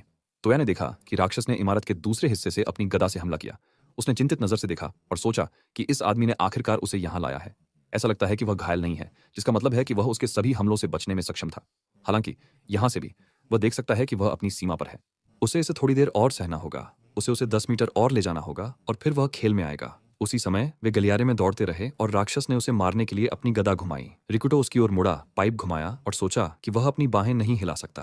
वह राक्षस के हमले को रोक नहीं सका और क्लब के प्रहार से जोर से पीछे फेंक दिया गया। इस प्रहार से वह बुरी तरह घायल हो गया और कोने के पास छिपे टोया ने उसे देख लिया। वह इससे और भी चिंतित हो गया और सोचा कि इससे बुरा कुछ नहीं हो सकता। उसने उसे पहले ही बताया था कि उसे केवल शरीर के एक विशेष हिस्से पर निशाना साधना है। जब तक उसे अच्छी तरह से दिखाई नहीं देता, वह तीर बर्बाद नहीं कर सकता। अगर उसने गलती की तो वे सब मर जाएंगे। उसने चिंतित नजरों से देखा और सोचा कि राक्षस अभी भी उससे बहुत दूर है। एक सही निशाना लगाने के लिए आपको 3 नियमों का पालन करना होगा। आपको लक्ष्य से दूरी, देखने का कोण और यह सुनिश्चित करना होगा कि दुश्मन आपको छिपने से नहीं देख सकता। इन बातों का ध्यान रखना होगा। अगर वह उसके और करीब आ गया अगर उसने अपनी स्थिति बदली तो वह उसे जरूर देख लेगा और योजना खत्म हो जाएगी। हालांकि अगर कोई और तरीका नहीं है तो उसे करना पड़ेगा। नायक गलियारे में रेंगते हुए जोर से बोला कि किसी भी हालत में गोली नहीं चलानी चाहिए। वह अपनी पाइप के साथ खड़ा हुआ और पूछा, वह अभी भी उससे बहुत दूर है ना? उसे थोड़ी देर और सहना होगा और वह राक्षस को सही स्थिति में ले जाएगा। राक्षस धीरे धीरे उसकी ओर बढ़ा जबकि वह उससे दूर जाने की कोशिश कर रहा था। उसके पास ताकत नहीं थी। वह फर्श पर गिर गया, मुड़ा और राक्षस की ओर देखा जो उसके बहुत करीब था। वह फिर से खड़ा हुआ और सोचा कि उसके पास अब आगे बढ़ने की ताकत नहीं बची है। कुछ मीटर चलना भी उसके लिए एक असंभव मिशन जैसा लग रहा था। राक्षस ने बहुत जोर से और लंबी चीख निकाली। टोया इससे हैरान हो गया और जोर से पूछा, ये किस तरह की चीख है? कोटोन ने जोर से उसका नाम पुकारा और कहा कि अगर वह अब नहीं जाता तो वह उसे मार डालेगा। उसने उससे कहा कि उसे छोड़ दे और अब चला जाए। उसने उसे कोई जवाब नहीं दिया और अपनी जगह पर खड़ा रहा, पाइप को अपने सामने पकड़े हुए। वह उसके लिए चिंतित थी और अपनी आंखों में आंसू लिए सोच रही थी कि वह उसके लिए खुद को जोखिम में डालने के लिए क्यों तैयार था। आखिरकार उसने उसके लिए कुछ नहीं किया था। उसे याद आया कि उसने उसे पहले पिटते हुए देखा था और सोचा कि इस बार वह साहस दिखाएगी और उसके द्वारा किए गए सब कुछ का बदला चुकाएगी। वह पेड़ के पीछे से बाहर आई और कुछ कहने ही वाली थी कि साइटो ने पकड़ लिया। उसके कंधे पर हाथ रखा और उसका नाम जोर से पुकारा। उसने पूछा कि उसे क्या हुआ है। वह इससे भ्रमित हो गई और पूछा कि वह किस बारे में बात कर रहा है। उसने उसके पीछे पेड़ पर हाथ मारा और डरावनी नजर से पूछा कि उसे हस्तक्षेप करने का अधिकार किसने दिया। अगर उसे चोट लग गई तो क्या होगा? उसे बस एक बार और हमेशा के लिए याद रखना था कि उसे वही सुनना है जो उसने कहा और वही करना है जो उसने कहा। क्या उसने समझा? सही। उसने सहमति जताई और वर्तमान में उसने सोचा कि उसमें उसकी अवज्ञा करने की हिम्मत भी नहीं थी। उसने बस उसे चोटिल होते देखा। राक्षस उसकी ओर दौड़ा और हमला करने से पहले जोर से गुर्राने लगा। उसके पास क्लब से वार करने का समय नहीं था क्योंकि कोटोन ने उसके कान पर काट लिया। इस वजह से राक्षस क्लब को घुमाने लगा और गुस्से में गुर्राने लगा। एमसी इस घटना से हैरान था और सोचा, क्या उसने बिना सोचे समझे अपना हथियार घुमाना शुरू कर दिया? उसने सोचा कि यह उसका मौका है। दौड़कर हमला किया और उनके हथियार टकरा गए। इस हमले से वह पीछे की ओर फेंका गया। वह उड़ा और जो हुआ उससे मुस्कुराया। राक्षस ने एक बुरी नजर से उसे पीछे फेंका और उसकी ओर दौड़ा। उसके बाद वह उठकर बैठ गई। उसे जोर से पुकारा और कहा कि उसे यहाँ से भाग जाना चाहिए। वह फर्श पर लेटा और कहा कि उसे चिंता नहीं करनी चाहिए, अब सब ठीक हो जाएगा। राक्षस ने उसे मारने के लिए क्लब घुमाया और उसने मुस्कुराते हुए कहा कि बाकी सब उस पर छोड़ दो। तोया ने छिपने की जगह से बाहर आकर जोर से उससे सहमति जताई। उसने मुस्कुराते हुए कहा कि ऐसे दृष्टिकोण और दूरी के साथ वह निश्चित रूप से चूकेगा नहीं। उसने एक तीर चलाया जिसके अंत में एक सिरिंज थी और वह राक्षस की आंख में सही लगा। घटनाओं के शुरू होने से 10 मिनट पहले रिकुटो ने उसे सिरिंज दी और कहा कि वे इसका उपयोग करेंगे। वह जो देख रहा था उससे थोड़ा हैरान हुआ और पूछा, सकुरा ने उन्हें सिरिंज दी थी, है ना? उसने सहमति जताई और गंभीर भाव से कहा कि रसायन शास्त्र की कक्षाओं में उपयोग किया जाने वाला निर्जल इथेनॉल सरल शब्दों में 100% अल्कोहल है। उसने इसके बारे में सोचा और पूछा कि उसके पास ऐसी चीज क्यों थी। उसने कहा कि उन्हें बस सिरिंज को तीर से बांधकर राक्षस को मारना है। यह काम करना चाहिए क्योंकि शराब मूल रूप से जहर है। कुछ ही जानवर इसे छूना चाहेंगे। उदाहरण के लिए वह 40 डिग्री वाली टकीला लेता। अगर उसने इसे नस में इंजेक्ट किया तो व्यक्ति तुरंत बेहोश हो जाएगा। उसे कल्पना करनी चाहिए कि अगर उन्होंने 100% अल्कोहल को राक्षस के शरीर में इंजेक्ट किया तो क्या होगा। उसने इसके बारे में सोचा और कहा कि योजना कागज पर अच्छी लगती है लेकिन वास्तव में एक बच्चा भी समझ जाएगा कि इतनी पतली सुई राक्षस की त्वचा को नहीं भेद सकती। नायक ने कहा कि इसलिए उसे केवल आंखों पर निशाना लगाना था। अगर वह आंख पर सही से निशाना लगाता है तो उन्हें सफलता मिलनी चाहिए। उसने उलझन भरी आवाज में पूछा, लेकिन इस बात की गारंटी कहाँ है कि आंखें ही राक्षस की कमजोर जगह हैं? उसने अपने हाथ में पकड़े हुए अग्निशामक की ओर देखा और कहा कि उसे चिंता नहीं करनी चाहिए, वह खुद इसे इससे जांचेगा। वह राक्षस की गुफा में चुपके से जाएगा और अग्निशामक का छिड़काव करेगा। अगर वह उसे नहीं ढूंढ पाता और भ्रमित हो जाता है तो वे इस योजना को अंत तक जारी रखेंगे। यह एक सरल रणनीति है ना? वह उसे सही स्थिति में ले जाएगा और उसे निर्णायक प्रहार करना होगा। टोया ने मुस्कुराते हुए उसका नाम पुकारा और कहा कि वह अभी भी पागल है। उसे याद आया कि पहले क्या हुआ था और उसने सोचा कि उसने पाइप से 3 बार फर्श पर मारकर उसे संकेत दिया था। इसका मतलब है कि वह फायर एक्सटिंग्विशर के खिलाफ कमजोर है। उसने कहा कि अगर आप उसकी पागल योजनाओं को एक तरफ रख दें तो आप इसे 10 में से 10 दे सकते हैं। राक्षस ने तीर पकड़ा और गुस्से में गुर्राया।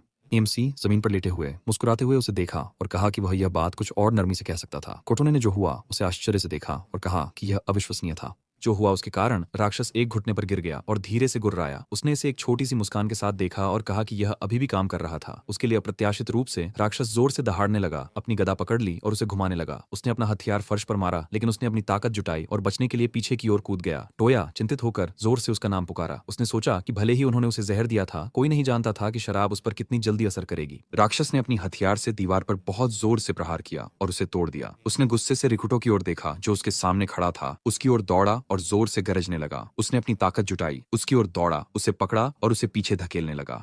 उसने इस राक्षस को गड्ढे में धकेलने की कोशिश की लेकिन उसके पास इतना बल नहीं था। उसने पूरी ताकत से कोशिश जारी रखी लेकिन राक्षस मजबूती से खड़ा रहा और उसे मारने के लिए अपनी गदा घुमाई। उसने चिंतित नजरों से इसे देखा लेकिन उसी समय टोया उसकी ओर दौड़ी और जोर से उसका नाम पुकारा। वह उनके पास दौड़ा और राक्षस को उसके साथ धक्का दिया, जिससे उसका संतुलन बिगड़ गया। जो हुआ उसके कारण राक्षस गिरने लगा और जोर से चिल्लाया, जिसके बाद वह जोर से आवाज के साथ जमीन पर गिरा। उसने उसे गिरने से बचाया और कहा कि वह मुश्किल से समय पर पहुंचा। वे वापस चढ़े और थकान से भारी सांस ले रहे थे और कोटोने खुश थीं कि वे दोनों बच गए। उसने खुश होकर पूछा कि क्या वे ठीक हैं। नायक ने उसे बुलाया और पूछा कि क्या यह उसके लिए बहुत लापरवाह था। उसने थोड़े असंतुष्ट भाव से कहा कि यह उसके कहने की बात नहीं थी। इसके अलावा उसे कैसे यकीन था कि वह राक्षस को मारेगा। उसने मुस्कुराते हुए पूछा कि राष्ट्रीय टूर्नामेंट का विजेता नहीं मारेगा। उसे इस बात पर विश्वास करना मुश्किल लगा। वह जो सुनकर हैरान था, लेकिन मुस्कुराया और कहा कि आप उससे और क्या उम्मीद कर सकते हैं, जैसे पागल व्यक्ति से। उसके बाद वे उसके पास गए। तोया ने रस्सी काटी और कहा कि अब वह आजाद है। ये बहुत डरावना रहा होगा, लेकिन अब सब खत्म हो गया है। क्या वह उठ सकती है? उसने उसे जवाब नहीं दिया। जल्दी से उठी, एमसी को गले लगाया और जोर से उसका नाम पुकारा। वह रोने लगी और कहा कि वह उसकी जान बचाने के लिए उसकी आभारी है। उसने थोड़ी हैरानी से उनकी ओर देखा और कहा कि वह उसे सच पहले ही बता सकता था। अगर उसकी प्रिय संकट में होती तो वह भी बिना सोचे अपनी जान जोखिम में डाल देता। वह जो सुनकर हैरान हुई और पूछा कि उसने अभी क्या कहा। उसने मुस्कुराते हुए कहा कि वह बहुत भाग्यशाली है कि वह इतनी खूबसूरत लड़की को डेट कर रहा है। उसने कहा कि यह सच नहीं है, वे उस तरह के रिश्ते में नहीं है। वह उसके पास खड़ा हुआ और पूछा कि क्या वह उससे कुछ पूछ सकता है।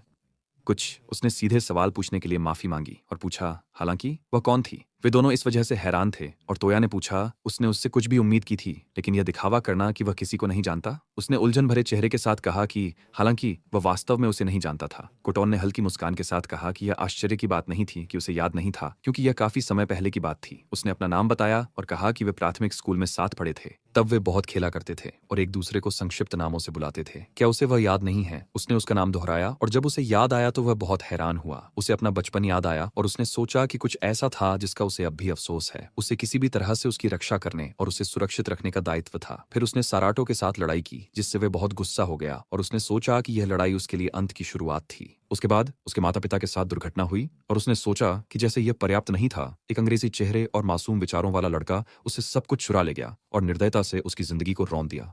इससे पहले कि वह कुछ समझ पाता, वह पहले ही एक लाश में बदल चुका था। वह घबरा गया। वह कांपने लगा और चिल्लाने लगा, जिससे दूसरों को चिंता हुई। उसने चिंतित होकर उसे पुकारा और जोर से पूछा कि उसे क्या हुआ, क्या कहीं दर्द हो रहा है। उसने सांस ली, माफी मांगी और कहा कि वह ठीक है। तोया ने उसे चिंतित नजरों से देखा और सोचा कि स्पष्ट रूप से उसके साथ कुछ भी ठीक नहीं था। उसने कहा कि उसे उसकी याद है। उसे तो यह भी नहीं पता था कि वे एक ही स्कूल में गए थे। उसने उससे माफी मांगी और कहा कि यह कुछ गंभीर नहीं था। उसे शुरू से ही आकर उससे हेलो कहना चाहिए था। वह कुछ और कहने वाली थी, लेकिन उसने कहा कि उसे माफी मांगने की जरूरत नहीं है। उसने सही किया कि ऐसा नहीं किया। अगर वह उससे बात करने लगती तो वे उसे भी तंग करने लगते। तोया ने उसके कंधे पर हाथ रखा और कहा कि वह उनकी बातचीत में बाधा डालने के लिए माफी मांगता है। हालांकि क्या वह उनके साथ नहीं जाना चाहेंगी? हालांकि वह उन पर भरोसा नहीं कर सकती, लेकिन वह अपनी बात पूरी नहीं कर पाया क्योंकि कोटोने ने इस प्रस्ताव को मान लिया। उसके बाद उन्होंने स्कूल का निरीक्षण शुरू किया। उसने मारे गए छात्रों के शवों के पास प्रार्थना की और उन्होंने एक आग उगलने वाली छिपकली भी पाई। रिकुटो आगे बढ़ा और सोचा कि उन्होंने स्कूल के अंदर और कोई राक्षस नहीं देखा, शायद इसलिए कि लाल ऑर्क इस क्षेत्र को नियंत्रित करता था। हालांकि अगर नेता गायब हो गया था तो इस बात की कोई गारंटी नहीं थी कि एक नया नेता नहीं आएगा और उन्हें इसे ध्यान में रखना होगा। उसके बाद उन्होंने पहली मंजिल की सीढ़ियों पर आग के शटर नीचे कर दिए और दूसरी से ऊपरी मंजिलों तक के रास्ते को भी बंद कर दिया। इसके बाद वे छत पर बचे हुए लोगों के पास लौट आए। छात्रों ने उन्हें देखकर खुशी जताई और जोर जोर से बात करने लगे। ओयामा उनके पास दौड़कर आया और मुस्कुराते हुए जोर से कहा कि उन्होंने उन पर संदेह नहीं किया था। तोया ने उसे थोड़ी उलझन भरी नजर से देखा और सोचा कि अगर उसने उसे देखा ही नहीं होता तो बेहतर होता। साइटो ने उसे देखा और जोर से उसका नाम पुकारा। वह जल्दी से उसके पास दौड़ा, उसे गले लगाया और कहा कि वह बहुत खुश है कि वह जीवित है। कोटोने ने उससे कहा कि उसे छोड़ दे और इसके बारे में कुछ कहने वाली थी। तोया ने इसे उलझन भरी नजर से देखा और सोचा कि उनका रिश्ता और अजीब होता जा रहा है। उसने उसे बुलाया और पूछा कि क्या वह उसे जानती है।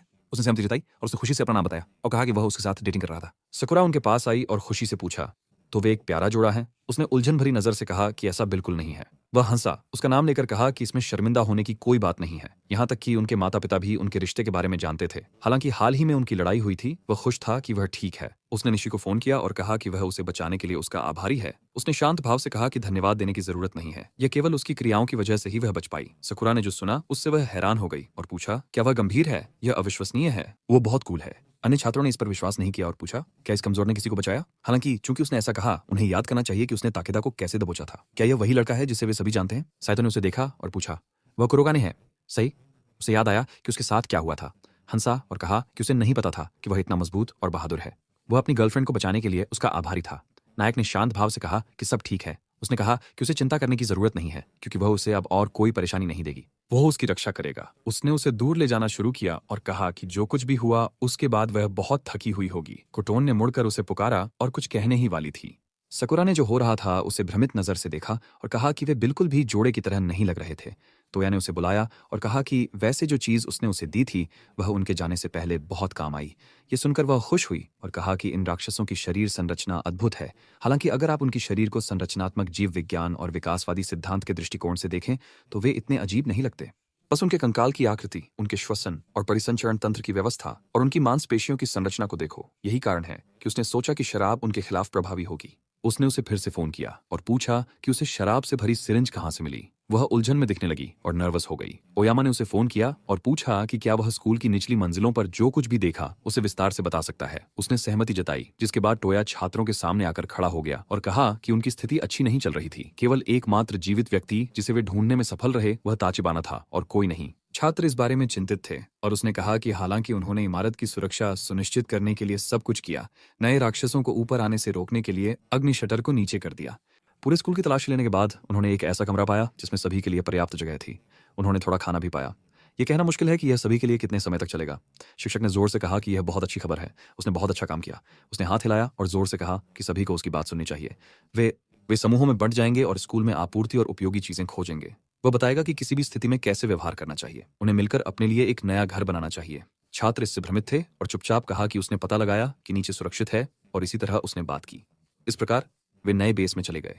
छात्र कक्षा में प्रवेश किए जहां उन्होंने उपयोगी चीजें ढूंढना शुरू किया और दरवाजों को अवरुद्ध करते हुए बैरिकेड्स बनाना शुरू किया। एमसी ने एक लंबा कपड़ा लिया जिसमें उसने मृत छात्रों के शरीर लपेटे और उन्हें गलियारे में घसीटा। कोटोन उसके पास आई और कहा कि शिक्षक बहुत अन्याय कर रहा था, उसे अकेले लाशों से निपटने के लिए मजबूर कर रहा था। उसने शांत भाव से पूछा, हालांकि किसी को तो इसे हटाना होगा, है ना? हमें लाशों को सड़ने से पहले निपटाना होगा। उसने पूछा कि जब वह सभी शवों को इकट्ठा कर लेगा तो वह क्या करेगा। उसने कहा कि इस स्थिति में सभी को दफनाना संभव नहीं था। सबसे अधिक संभावना है कि उन्हें सभी को छत से फेंकना होगा। उसने आगे कहा कि उसे वास्तव में अजीब लग रहा था। उदाहरण के लिए यह लड़का उनमें से एक था जो उसे तंग करता था। यह केवल वही नहीं था। कक्षा में हर कोई उसका मजाक उड़ा रहा था। यहाँ तक कि शिक्षक भी जो हो रहा था उसे नजरअंदाज कर रहे थे। उसे लग रहा था कि उनमें से हर एक मरने के लायक है। उसे ऐसा लग रहा था कि अगर वे एक साथ मर जाएं तो वह दिल खोलकर हंसेगा। हालांकि उसे यह मजाकिया नहीं लगा। इसके विपरीत उसे बस घिनौना महसूस हुआ। उसे नहीं लगा कि वह कभी भी दिल खोलकर हंस सकेगा। लेकिन क्यों? ऐसा लग रहा था कि यह मौत की इच्छा के लिए स्वर्ग की सजा थी। उसने कहा कि फिर भी उसने उसमें एक नायक देखा। वह जो सुन रहा था उससे हैरान था। उसकी ओर मुड़ा और उसे एक बच्चे के रूप में याद किया। कोटोन उसके पास आई, दस्ताने पहनने लगी और कहा कि वह इसमें उसकी मदद करेगी। उसने सहमति जताई और पूछा, लेकिन क्या वह इसके बारे में निश्चित थी? एक लड़की के लिए ऐसा कुछ करना मुश्किल होगा। उसने कहा कि सब कुछ ठीक था, वह इसे करना चाहती थी। वह किसी तरह उनकी मदद करना चाहती थी। अचानक साइटो गलियारे में दौड़ कर आया और उसे जोर से पुकारा। उसने उसे धक्का दिया और नाराजगी भरी नजर से जोर से पूछा कि वह क्या कर रहा था। वह इस पर चिंतित हो गई और रिकुटो को बुलाया। उसने उसका हाथ पकड़ा और जोर से कहा कि उसे कुछ इतना घिनौना करने की जरूरत नहीं है। वह विरोध करने वाली थी, लेकिन उसने उसकी बात नहीं सुनी और कहा कि उसे उसके पीछे आना चाहिए। वह मुड़ा, उसे बदमाश कहा और कहा कि वह एक नाजुक लड़की को अपने कर्तव्यों को करने के लिए मजबूर कर रहा था। चाहे यह काम कितना भी घिनौना क्यों ना हो, इसे दूसरों पर डालना नीचता थी। उसने जोर से कहा कि उसे यह बंद कर देना चाहिए क्योंकि उसने उसे कुछ भी करने के लिए मजबूर नहीं किया। वह कुछ और कहने वाली थी, लेकिन उसने नहीं सुना और कहा कि उसे चिंता नहीं करनी चाहिए। वह सब कुछ अच्छी तरह समझता है। यह उसके जीवन को बचाने के लिए उसके आभार की भावनाओं के कारण उसे आदेश दे रहा है ना? वह समझता है कि उसने एक नायक की तरह काम किया, लेकिन यह बहुत ज्यादा है। वह कुछ पूछने ही वाली थी कि उसने कहा कि उसे खेद है, लेकिन उसने उसे कोई विकल्प नहीं छोड़ा। वह सबको बताएगा कि वह किस तरह का व्यक्ति है। वह जो कहना चाहता था उसकी सूची बनाने लगा, लेकिन वह नाराज हो गई और जोर से पूछी, यह किस तरह की बकवास है? वह इसके लायक नहीं था। उसने उसे चुप रहने के लिए कहा और कहा कि अब वह बोल रहा है। नायक ने इस पर ध्यान नहीं दिया और कहा कि उसे परवाह नहीं है, वह जो चाहे कर सकता है। वह शवों के पास गया और आगे बढ़ने वाला था। साइटो हंसा और कहा कि उसे बस उसे डराना था और वह तुरंत अपनी जगह समझ जाएगा। वह जाने लगा। उसे अपने साथ खींचते हुए पूछा कि वह इस गंदगी में क्यों शामिल हो रही है। उसे बस वही करना चाहिए जो वह कहता है। और फिर वह अपनी बात पूरी नहीं कर पाया क्योंकि कोटो ने इसे सहन नहीं कर सकी और उसके चेहरे पर मार दिया। वह रोई और कहा कि उसे खेद है, लेकिन अब वह तंग आ चुकी है। उसने उलझन भरी नजर से उसे पुकारा और कुछ पूछने ही वाला था। उसने कहा कि उनके पिता सबसे अच्छे दोस्त थे, इसलिए उसने अब तक उसकी संगति, उसके और दूसरों के प्रति उसके घृणित व्यवहार को सहन किया, लेकिन अब वह तंग आ चुकी है। उसने जोर से उसका नाम पुकारा और पूछा कि वह किस बारे में बात कर रही है। क्या उन्होंने स्कूल के बाद पहले से ही तय नहीं किया था? उसके पास बात पूरी करने का समय नहीं था क्योंकि उसने जोर से कहा कि उनके पिता ने ऐसा तय किया था। एमसी ने माफी मांगी और पूछा कि क्या वे कहीं और अपनी भिड़ंत जारी रख सकते हैं। वे यहाँ रास्ते में लग रहे थे। साइटो ने उसे नाखुश नजरों से देखा और जोर से कहा कि उसे पूरी तरह से चुप रहना चाहिए।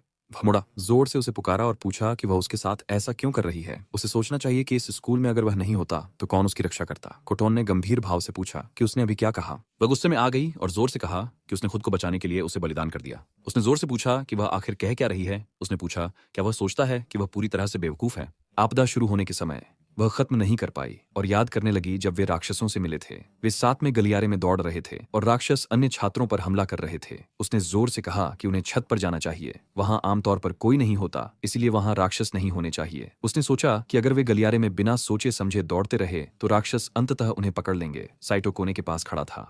कोटो ने उसे नहीं देखा और उसके पैर से ठोकर खा गई। इस वजह से वह जमीन पर गिर गई। वह दौड़ता रहा और उसने सोचा कि क्या उसने जानबूझकर उसे ठोकर मारी थी। उसने उसकी ओर हाथ बढ़ाया और जोर से कहा कि उसके लिए रुको। राक्षस उसकी ओर दौड़ रहे थे और जोर से गुर्रा रहे थे, जिससे वह वास्तव में डर गई। उसने डर से सोचा कि वह मरना नहीं चाहती। उसके बाद वो बॉक्स में छिप गई और अपनी स्थिति का पता ना चले, इसलिए उसने अपने मुंह पर हाथ रख लिया। उसी समय उसने जोर से पूछा कि वह आखिर किस बारे में बात कर रही थी। जब वह ऊपर जा चुका था, उसने देखा कि वह गायब हो गई थी। वो कुछ और कहने वाला था और उसने कहा कि शायद वह सही था और उसने सच में गलत समझा था, क्योंकि वे सभी बहुत डरे हुए थे और नहीं जानते थे कि क्या करना है। उसने जोर से सहमति जताई और कहा कि वह कभी भी उसके साथ ऐसा नहीं करेगा। वह कुछ और कहने ही वाला था, लेकिन उसने जोर से कहा कि इससे कुछ नहीं बदलता। वह अब उस पर भरोसा नहीं कर सकती। वह माफी मांगती है, लेकिन ऐसा लगता है कि उनका रिश्ता शुरू से ही एक गलती थी। उसने कभी उससे प्यार नहीं किया और उसे नहीं लगता कि वह उसके लिए ऐसे भावनाओं में सक्षम है। इसलिए वह सुझाव देती है कि वे एक दूसरे को भूल जाएं और अपनी अपनी राह पर चलें। साइदुर के पास गया और उससे पूछा कि क्या वह ये सब उसी की वजह से था। वह हंसने लगा और कहा कि लोगों से बस यही अपेक्षा है कि वे शांति से सुनें और जो उनसे चाहा जा रहा है वह करें। वह इस पूरे समय उसकी परवाह करने की पूरी कोशिश कर रहा था। खोटोन ने उलझन भरी नजर से उसकी ओर देखा और उसका नाम पुकारा। उसने असंतोष भरी आवाज में कहा कि वह बकवास कर रही थी। उसने उस पर मुक्का चलाया और जोर से पूछा कि वह बस वही क्यों नहीं कर सकती जो उसे कहा गया था। उसने अपना मुक्का जारी रखा, लेकिन वह हैरान रह गया जब उसने उनके बीच खड़े होकर उसका मुक्का रोक दिया। उसने उसका हाथ पकड़े रखा और कहा कि उसने उससे कहीं और जाने के लिए कहा था, क्योंकि वह उसके काम में दखल दे रही थी। आखिरकार उसने अपना हाथ वापस खींच लिया और कहा कि वह काफी बदल गया है। पहले वह एक मृत व्यक्ति की तरह दिखता था, जो बस उन लोगों के आदेशों का पालन कर रहा था जो उसका मजाक उड़ाते थे। उसने मुस्कुराते हुए कहा कि उसे लगा कि वह समझ गया है कि क्या हो रहा है। वह बहुत खुश और संतुष्ट होगा, क्योंकि उसके सभी तंग करने वाले मर चुके थे, इसलिए उसका मनोबल ऊंचा था, है ना। उसने उसका नाम पुकारा और कहा कि वह पहले ही बहुत दूर जा चुका था। उसने मुस्कुराते हुए कहा कि यह तार्किक था। अब यह स्पष्ट था कि वह ऐसा क्यों बन गया था। वह बस घृणित था। नायक ने शांतिपूर्वक उसकी ओर देखा और कहा कि उसे एक बात स्पष्ट करने देनी चाहिए। हालांकि वह कह सकता था कि वह गलत था। हालांकि दूसरों पर अपनी आक्रामकता निकालने से वह बेहतर व्यक्ति नहीं बनता और यह पता चलता है कि वह उससे अलग नहीं है। साइटो इस पर गुस्सा हो गया, उसे मारने की कोशिश की और जोर से पूछा, उस जैसे कचरे ने उसे उपदेश देने का फैसला किया। कोटोन इस बारे में चिंतित हो गई और जोर से पूछा, वह क्या कर रहा है। उसने जोर से कहा कि उसे चुप रहना चाहिए, क्योंकि उसे इस ट्यूमर से छुटकारा पाना है। उसे यहाँ रहने का हक नहीं था। अगर वह गायब हो जाता तो हर कोई आभारी होता। उसने उसे बुलाया और कहा कि वह उन राक्षसों जितना मूर्ख नहीं है और उसे तुरंत उसकी जगह दिखा देगा। एमसी ने उसे शांत भाव से देखा और सोचा, क्या यह कराटे की मुद्रा है। लगता है वह स्कूल में एक प्रसिद्ध एथलीट था। उसने शांतिपूर्वक सिर हिलाकर मना कर दिया और कहा कि उसने पास कर लिया। वह जोर से हंसने लगा और पूछा, क्या वह डर गया था। सही जैसा उसने सोचा। आखिरकार उसने उसे खत्म नहीं करने दिया, क्योंकि उसने मना कर दिया और कहा कि यह कायरता के बारे में नहीं था। किसी न किसी तरह वह उसका दोस्त था। अगर उसने उसे हराया तो वह नाराज हो जाती, है ना। सैतो उसके शब्दों से और भी गुस्सा हो गया और जोर से उसका नाम पुकारा। उसने गुस्से में उस पर झपट्टा मारा और उसे अपनी शाही शान कहीं और रखने को कहा और उसने आसानी से उस वार को चकमा दे दिया। एक असली लड़ाई का अनुभव डोजो में कई वर्षों के प्रशिक्षण के बराबर होता है। वह हमेशा इन शब्दों को कुछ संदिग्ध मानता था, लेकिन चाहे सैतो उसे कितना भी मारे और कितना भी दर्द दे, यह मौत के खतरे के मुकाबले कुछ भी नहीं था। राक्षसों के साथ लड़ाइयों में जहां जीवन दांव पर होता है, शांत रहना बहुत कठिन होता है। डर आपके शरीर को पंगु बना देता है, लेकिन अभी वह उसकी सभी हमलों को इतनी आसानी से चकमा दे रहा है, उसे खतरे के रूप में नहीं देख रहा। उसने उसे लात मारी, जिससे वह सीधे शव बैग पर गिर गया और जब उसने मृत छात्र का चेहरा देखा तो वह डर के मारे चिल्ला उठा। वह तुरंत शरीर से दूर रेंग गया और रिकुटो ने पूछा, क्या तुमने उसकी मदद करने का फैसला किया है। साइटो ने एक टूटी हुई झाड़ू उठाई और उस पर हमला करने वाला था, लेकिन टोया समय पर आ गया। उसने जोर से पुकारा, जिससे वे मुड़ गए और पूछा कि वे यहाँ क्या कर रहे थे। एमसी ने उसे बताया कि सब कुछ ठीक है और उसने संदेहपूर्वक कहा कि उसने देखा कि सब कुछ ठीक है। साइटो उत्साहित होकर खड़ा हो गया और टोया ने भौहें चढ़ाते हुए उससे और कोठोने से पूछा कि उनके बारे में क्या। लड़की ने जवाब दिया कि कुछ नहीं हुआ और साइटो उसके पास से गुजरते हुए इसकी पुष्टि की। टोया ने उसके पीछे देखा और सोचा कि वह स्मार्ट है और खेलों में भी अच्छा है। उसे पहले कभी गुंडागर्दी के लिए नहीं देखा गया था। वह कहता कि वह एक सामान्य सीधे ए का छात्र था और वह कोठोने के प्रति सचमुच जुनूनी था। सब कुछ ठीक होता अगर यह व्यवहार कोठोने के लिए समस्याएं नहीं पैदा करता। वह उनके पास आया और रिकुटो ने पूछा कि वह वहां क्या कर रहा था, जिस पर उसने जवाब दिया कि उसने अपना काम खत्म कर लिया और सोचा कि उसे मदद की जरूरत है। उसने उससे माफी मांगी कि उसे गंदा काम करना पड़ा, लेकिन एमसी को कोई आपत्ति नहीं थी। जब उनका सबसे अच्छा निशानेबाज पहरे पर होता था तो बाकी लोग सुरक्षित महसूस करते थे। उसने तीर चढ़ाने का नाटक किया और मुस्कुराते हुए कहा कि यह एक ठोस दस्त था। उसका दोस्त असहज महसूस कर रहा था और संकोच से उसे रुकने के लिए कहा।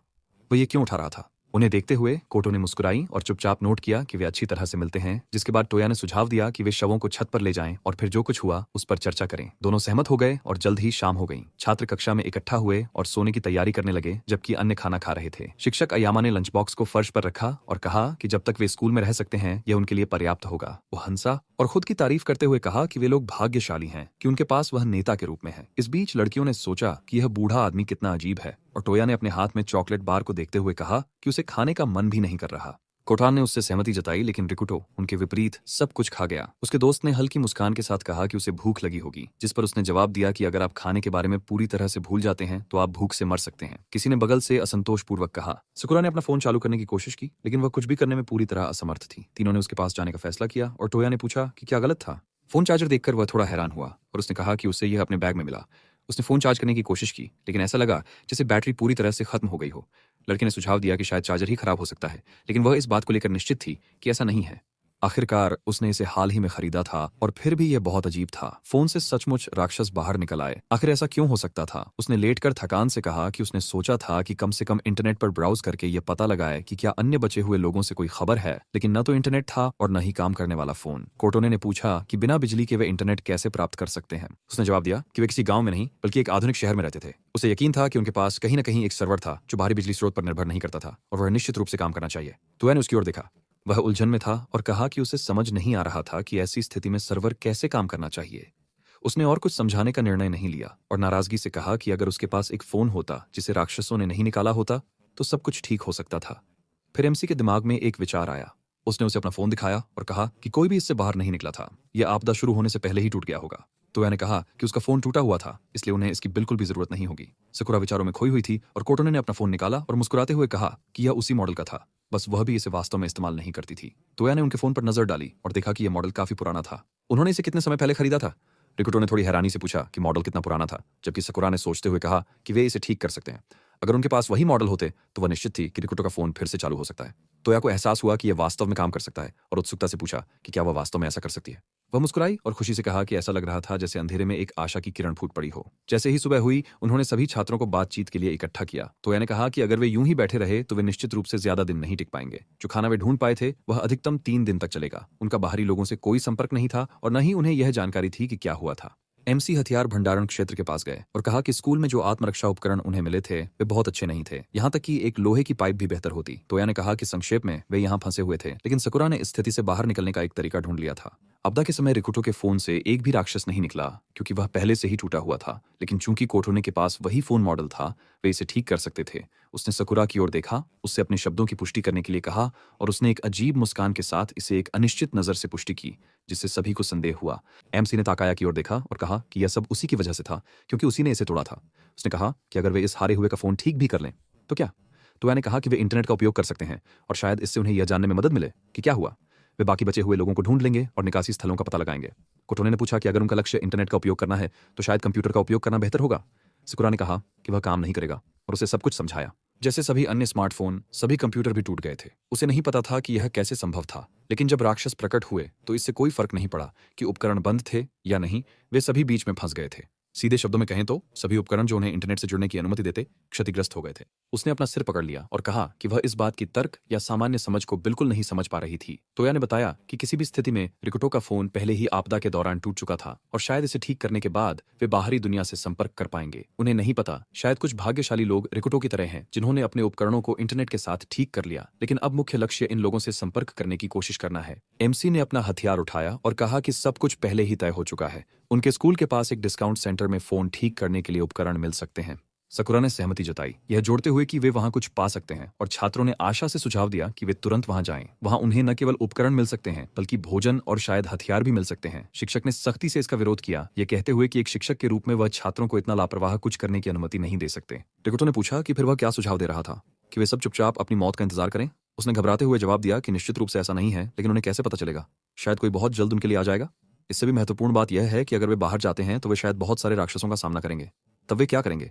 एमसी ने जवाब दिया कि सौभाग्य से यह जगह स्कूल से ज्यादा दूर नहीं है और वे कार से और भी जल्दी वहां पहुंच जाएंगे। वह उन्हें वहां ले जाएगा, है ना? यह सुनकर शिक्षक उयामा बहुत घबरा गए और उत्साहित हो गए और तोया ने कहा कि यह एक अच्छा विचार है। कार के साथ वे राक्षसों के साथ मुठभेड़ से बच सकेंगे। लेकिन शिक्षक बहुत डर गए और विरोध किया, यह कहकर खुद को सही ठहराया कि उन्हें अन्य छात्रों का ख्याल रखना है। वह स्कूल छोड़ नहीं सकता था और उन्हें ऐसा जल्दबाजी में कदम नहीं उठाना चाहिए। तोया ने उलझन में अपने सिर के पीछे खुजाया, उसकी बातों से बिल्कुल भी हैरान नहीं हुआ और फिर कोटो ने अपनी सीट से उछलकर खड़ी हो गई और घोषणा की कि वह उन्हें वहां ले जाएगी। उसे गाड़ी चलाना आता था, इसलिए वह उन्हें आसानी से स्टोर ले जा सकती थी। तोया उसके शब्दों से बहुत हैरान था क्योंकि वह लाइसेंस लेने के लिए बहुत छोटी थी और उसने कहा कि उसके दादा ने उसे गाड़ी चलाना सिखाया जब वह उनके गांव आई थी। उन्होंने उसे अपनी पुरानी ट्रक चलाना सिखाया, लेकिन उसने माना कि बिना लाइसेंस के गाड़ी चलाना सबसे अच्छा विचार नहीं था। लेकिन चूंकि उनके पास कोई विकल्प नहीं था, इसलिए यह बेहतर था। तोया ने हैरानी में कहा कि उसने उम्मीद नहीं की थी कि वह ऐसा कुछ कर सकती है। सैतो ने निश्चित रूप से विरोध किया। उसने उससे पुनर्विचार करने को कहा क्योंकि यह बहुत खतरनाक था, लेकिन उसने उसे बात पूरी करने भी नहीं दी और उसे चुप रहने को कहा। रिकुटो ने पूछा कि क्या वह पूरी तरह से निश्चित थी? बाहर केवल अज्ञात और कई खतरे उनका इंतजार कर रहे थे। यहाँ तक कि कार में होने के बावजूद कोई गारंटी नहीं थी कि वह और तोया उसकी सुरक्षा सुनिश्चित कर पाएंगे, और वह फिर भी यह करना चाहती थी। उसने आत्मविश्वास से जवाब दिया कि वह समझती है कि कोई गारंटी नहीं है कि वह बाहर जाकर नहीं मरेगी, जैसे कि वे नहीं जान सकते थे। उसे नहीं पता था कि सही क्या करना है, लेकिन वह यह निश्चित रूप से जानती थी कि वह बस बैठकर अपनी मौत का इंतजार नहीं करना चाहती और वह उनकी तरह अपनी जिंदगी के लिए लड़ना चाहती थी। एमसी को उसके शब्द पसंद आए और उसने मुस्कुराते हुए सहमति जताई, जिसके बाद उसने कहा कि वे उस पर भरोसा कर रहे थे। इस बीच साइटो नाराज था कि किसी हारे हुए ने उसे उससे छीन लिया था। अचानक एक जोरदार धमाका हुआ और शिक्षक अपना आपा खो बैठा और चिल्लाया, क्या वे सोचते हैं कि वह उन्हें कुछ इतना खतरनाक करने देगा? वह उनका शिक्षक था, उसका कर्तव्य था कि वह उनकी रक्षा करे। वह उन्हें जो चाहे करने नहीं देगा। वह चिल्लाते हुए पागल हो गया था और टोया पूछना चाहता था कि फिर उन्हें क्या करना चाहिए, लेकिन उसने नहीं दिया। उसे एक शब्द कहने दिया और उसे चुप रहने का आदेश दिया। उनके जैसे छोटे बच्चे जिन्होंने जीवन नहीं देखा था, उन्हें बस अपने बड़ों की बात माननी थी। उन्हें इंतजार करना था। उन्हें बस बैठकर इंतजार करना था। वे यहाँ सुरक्षित रहेंगे। उनके पास खाना और पानी था, और अगर वे अपने खर्चों में कटौती करते तो उनके पास एक और हफ्ते के लिए पर्याप्त होता। उन्हें बस मदद का इंतजार करना था। जब उनके पास सब कुछ था तो इतना निराशाजनक कदम क्यों उठाना? रिकुटो ने उसके पास जाकर शांति से पूछा कि वह अपनी योजना को इतना अच्छा क्यों मानता है। शिक्षक नाराज थे कि वह उनसे इस तरह बात कर रहा था, और उन्होंने पूछा कि क्या वह उनके स्कूल को सुरक्षित जगह मानता है। उनकी दुनिया के जो हालात हो गए थे उसमें सामान्य समझदारी के लिए कोई जगह नहीं थी। उनकी दुनिया में कोई ऐसी जगह नहीं बची थी जिसे वे सुरक्षित कह सकें। उसके शब्दों की पुष्टि करने के लिए एक स्लाइम कक्षा की छत से घुसा और पीछे से तान्या पर हमला किया। जब उसने जोर से चिल्लाया तो सभी ने तुरंत उसकी ओर देखा। स्लाइम्स उनके चारों ओर घिर गए और वह मदद के लिए चिल्लाने लगा, और ताकिता ने उत्साह से उसे पुकारा। जब उसके दोस्त ने अपना घायल हाथ बढ़ाया तो वह डर के मारे पीछे हट गया, और जब शिक्षक स्थिर खड़ा था, एमसी ने कार्रवाई करने का निर्णय लिया। वह स्लाइम की ओर दौड़ा और सोचा कि इस दुनिया में सामान्य समझ के लिए कोई जगह नहीं है और न ही कोई सुरक्षित स्थान। यदि वे बस चुपचाप बैठे रहते तो निश्चित रूप से उनकी मृत्यु हो जाती। जैसे ही वह पास आया, उसने ऊंचाई से छलांग लगाई और पूरी ताकत से राक्षस पर प्रहार किया, और स्लाइम बाहर छिटक गया। लेकिन चूंकि स्लाइम बहुत नरम था, वह उसे कोई नुकसान नहीं पहुंचा सका और केवल पीछे हट सका। स्लाइम उस पर कूदना चाहता था, लेकिन वह समय पर पीछे हटने में सफल रहा और राक्षस तान्या के पास लौट आया। बेचारा दर्द में कराह रहा था। रिकुटो से उसे बचाने की गुहार लगा रहा था, और रिकुटो ने खिड़की से पर्दा फाड़कर उसे थोड़ी देर और धैर्य रखने को कहा। उसके बाद उसने अपने दोस्त को पुकारा, जो स्लाइम की ओर दौड़ा, ये कहते हुए कि उसे सब कुछ समझ में आ गया। एमसी ने गरीब एराटा को देखा और सोचा कि यह स्लाइम उसकी त्वचा को खा रहा था, लेकिन उसके कपड़े अभी भी थे, जिसका मतलब था कि कपड़ा मदद कर सकता था। उसने पर्दे से स्लाइम को ढक दिया, तुया को संकेत दिया, और जैसे ही उसने तानी को स्लाइम से बाहर खींचा, रिकुटो ने राक्षस को बांध दिया। सकुरा ने उत्सुकता से पूछा कि क्या वह इसे बाहर निकालने में सफल रहा। इस बीच एमसी ने राक्षस को फेंक दिया और अपनी सांस पकड़ी। फिर पूछा कि अब वे इसे कैसे मार सकते हैं। खेलों में उदाहरण के लिए शारीरिक हमले स्लाइम्स पर काम नहीं करते, उन्हें केवल जादू से मारा जा सकता है। उसे एक विचार आया और उसने अपने दोस्त की ओर मुड़कर कहा कि उन्हें इसे आग लगानी होगी। क्या उनके पास इसके लिए कुछ है? वह घबरा गया और कहा कि उसे नहीं पता, और फिर सकुरा उसके पास एक कैनिस्टर के साथ दौड़ती हुई आई और चिल्लाई कि वे इसे आग लगाने वाले हैं। उसने स्लाइम पर ईंधन डाला, फिर एक माचिस फेंकी और कहा कि अब मर जा। तुरंत बाद स्लाइम एक तेज आग में भड़क उठा और कुछ सेकंड बाद केवल राख बची। रिकुटो ने कहा कि उसे लगा कि आग इन स्लाइम्स की कमजोरी है, और लड़की ने उत्साहित होकर कहा कि सब कुछ इतनी अप्रत्याशित रूप से हुआ। उसे समझ में भी नहीं आया कि उसने यह कैसे किया। वह मुस्कुराया और कहा कि उसने वास्तव में उनकी मदद की। फिर तुया की ओर मुड़ा और पूछा कि तानी कैसी है। दुर्भाग्यवश तानी अपनी चोटों से मर गया, और अब उसका दोस्त ताकिता उसके लिए रो रहा था। एमसी ने बस आह भरी, जिसके बाद शिक्षक ने अपने हाथों को किनारे की ओर फैलाया और नर्वस होकर पूछा कि वे सब वहां क्यों खड़े हैं। आखिरकार सब कुछ खत्म हो गया था। अब और सहन न कर पाने के कारण रिकुटो ने उसे उदास चेहरे से देखा और पूछा, क्या अब वह सब कुछ समझता है? कोई सुरक्षित जगह नहीं है। अगर वे डर के मारे चुपचाप खड़े रहे तो यह राक्षस उन्हें सबको निगल जाएगा, और वह अभी भी अपनी जगह पर खड़ा रहना चाहता है। उन्हें बस उस मुक्ति का इंतजार करना है जो समय पर नहीं आएगी। ये तो बस अपनी मौत का इंतजार करने के बराबर है। शिक्षक यामा ने महसूस किया कि वह उसे तर्क में नहीं हरा पाएंगे, और थक कर फर्श पर गिर गए, कहते हुए कि वे जीत गए, उन्हें जो करना है करने दें। उसके बाद वे निकल पड़े। तुया ने दूर से राक्षसों पर गोली चलाई। एमसी ने अपनी पाइप से सभी को मारा। लड़कियों की रक्षा की। जब उन्होंने आखिरी राक्षसों को खत्म कर दिया तो उन्होंने सांस ली और रिकुटो ने कहा कि स्कूल के मैदान में अब और राक्षस नहीं है, जिसका मतलब है कि उन्हें पार्किंग लॉट की ओर भागना चाहिए, इससे पहले कि कोई और उनके पास आए। उन्होंने शिक्षक की कार ढूंढी और तुया ने कोटोने को चाबियां दी, जिसके बाद वे अंदर चढ़ गए। शानदार चमड़े के इंटीरियर को देखकर तुया ने प्रशंसा करते हुए कहा कि यह कार बहुत शानदार है और लड़की से पूछा कि क्या वह इसे संभाल सकती है। उसने आत्मविश्वास से जवाब दिया कि सब कुछ ठीक हो जाएगा, यहाँ तो ऑटोमेटिक ट्रांसमिशन वाली कार से भी आसान होगा। वह हैरान होकर बोला कि वह वाकई कुछ खास थी और सकुरा ने पूछा कि क्या उसे सच में उनके साथ जाना होगा। उसने कहा कि केवल वही जानती थी कि मरम्मत के लिए कौन से उपकरण चाहिए होंगे। आखिरकार वह फोन ठीक कर रही होगी। क्या यह सही नहीं है? उसने घबराकर मुस्कुराते हुए उससे सहमति जताई, फिर कार में चढ़ गई और कहा कि उसने इतनी छोटी सी जिंदगी जी है। इस बीच तुया ने उसकी पीठ पर बड़े बैग की ओर देखा और सोचा कि उसमें और क्या रखा है। उसके बाद उसने साइटो की ओर देखा और पूछा कि क्या वह सच में उनके साथ जाना चाहता है। उसने जवाब दिया कि चूंकि कोटोन जा रही थी तो उसे भी जाना चाहिए, क्योंकि उसने उसे सुरक्षा देने का वादा किया था। जैसे ही वह कार में चढ़ रहा था, तुया ने उसे चेतावनी दी कि यह चीजें सुलझाने के लिए सबसे अच्छी जगह नहीं होगी, और उसने छिड़कर जवाब दिया कि उसे सब कुछ समझ में आ गया है। वह उतना मूर्ख नहीं था जितना वे सोचते थे। वह यहाँ मरने की योजना भी नहीं बना रहा था, इसलिए उनकी तरह उसे भी अपनी जान के लिए लड़ना था। उसने कोटोन की ओर देखा, जो रिकुटो के साथ खुशी खुशी रास्ते पर चर्चा कर रही थी, और नापसंदगी में अपनी जीभ छटकाई, और तोया को लगा कि उसे साथ ले जाना एक बुरा विचार था। जब सब अंदर आ गए तो कोटोन ने कहा कि अब सड़क पर निकलने का समय है। क्या वे सब तैयार हैं? तोया ने आत्मविश्वास से इसकी पुष्टि की। सकुरा ने संकोचपूर्वक सहमति जताई, सोचते हुए कि वह यहाँ नहीं रहना चाहती थी, लेकिन उसके पास ज्यादा विकल्प नहीं थे, और सैतो हमेशा की तरह असंतुष्ट था।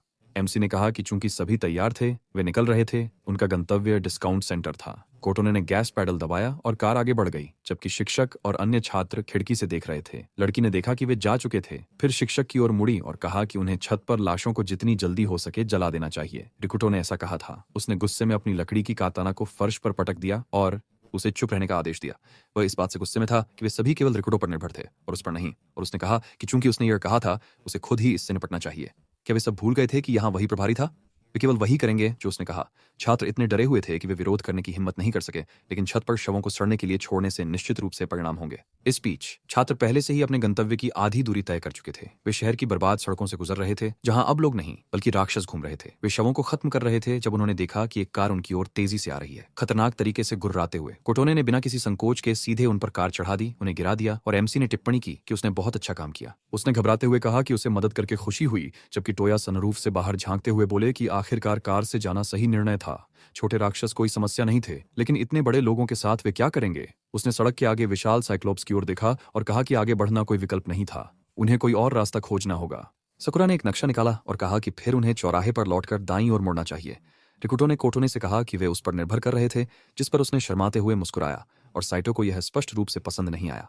कई पंखों वाले जीव खंभों पर बैठे गुर्राए और नीचे के भेड़िए उनका अनुसरण करते हुए खाने लगे। यह सब देखकर तोया ने कहा कि उन्होंने दुनिया का अंत देखा है। एमसी ने पूछा कि क्या आसपास कोई और जीवित है, और उसने जवाब दिया कि सड़कों पर कोई भी नहीं था।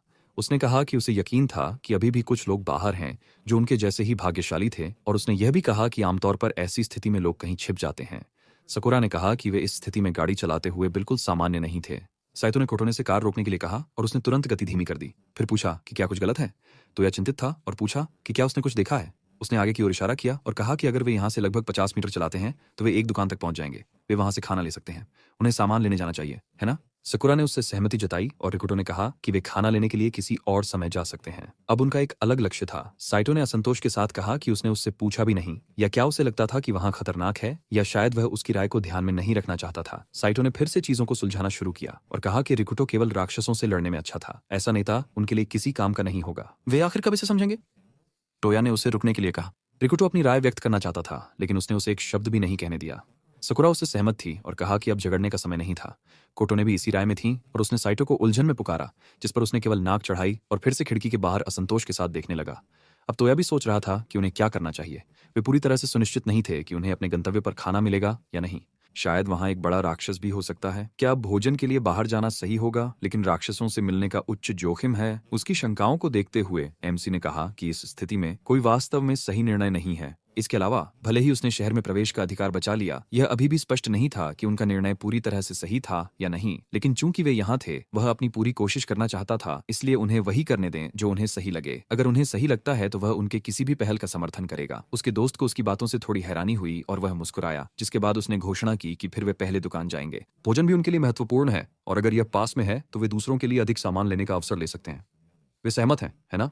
सभी ने सहमति में सिर हिलाया और 5 मिनट बाद वे उसी दुकान पर पहुंचे। लड़के कार से बाहर निकले और इमारत को देखा, फिर लड़कियों से कहा कि वे जा रहे हैं। सकुरा ने अलविदा कहा और उनसे सावधान रहने को कहा, और तोया ने कहा कि अगर उन्हें खतरा महसूस हो तो तुरंत वापस आ जाएं। जब वे दुकान में दाखिल हुए तो उन्होंने पाया कि वह पूरी तरह से खाली थी। तोया ने नोट किया कि स्थिति काफी गंभीर थी और रिकुटो ने जल्दी से चारों ओर देखा और कहा कि आसपास कोई राक्षस नहीं है। उसका दोस्त शेल्फ के पास बैठ गया और कहा कि यहाँ कोई ब्रेड या ओनिगिरी नहीं है, सब कुछ खाली था। एमसी ने सोचा कि शायद बचे हुए लोग खाना ले गए या शायद राक्षसों ने सब खा लिया, लेकिन डिब्बा बंद खाना सुरक्षित था। उसने 2 डिब्बे लिए और तोया ने खुशी से कहा कि वे इन्हें ले सकते हैं, उन्हें यहाँ और देखना चाहिए, शायद उन्हें कुछ और मिल जाए। 15 मिनट बीत गए।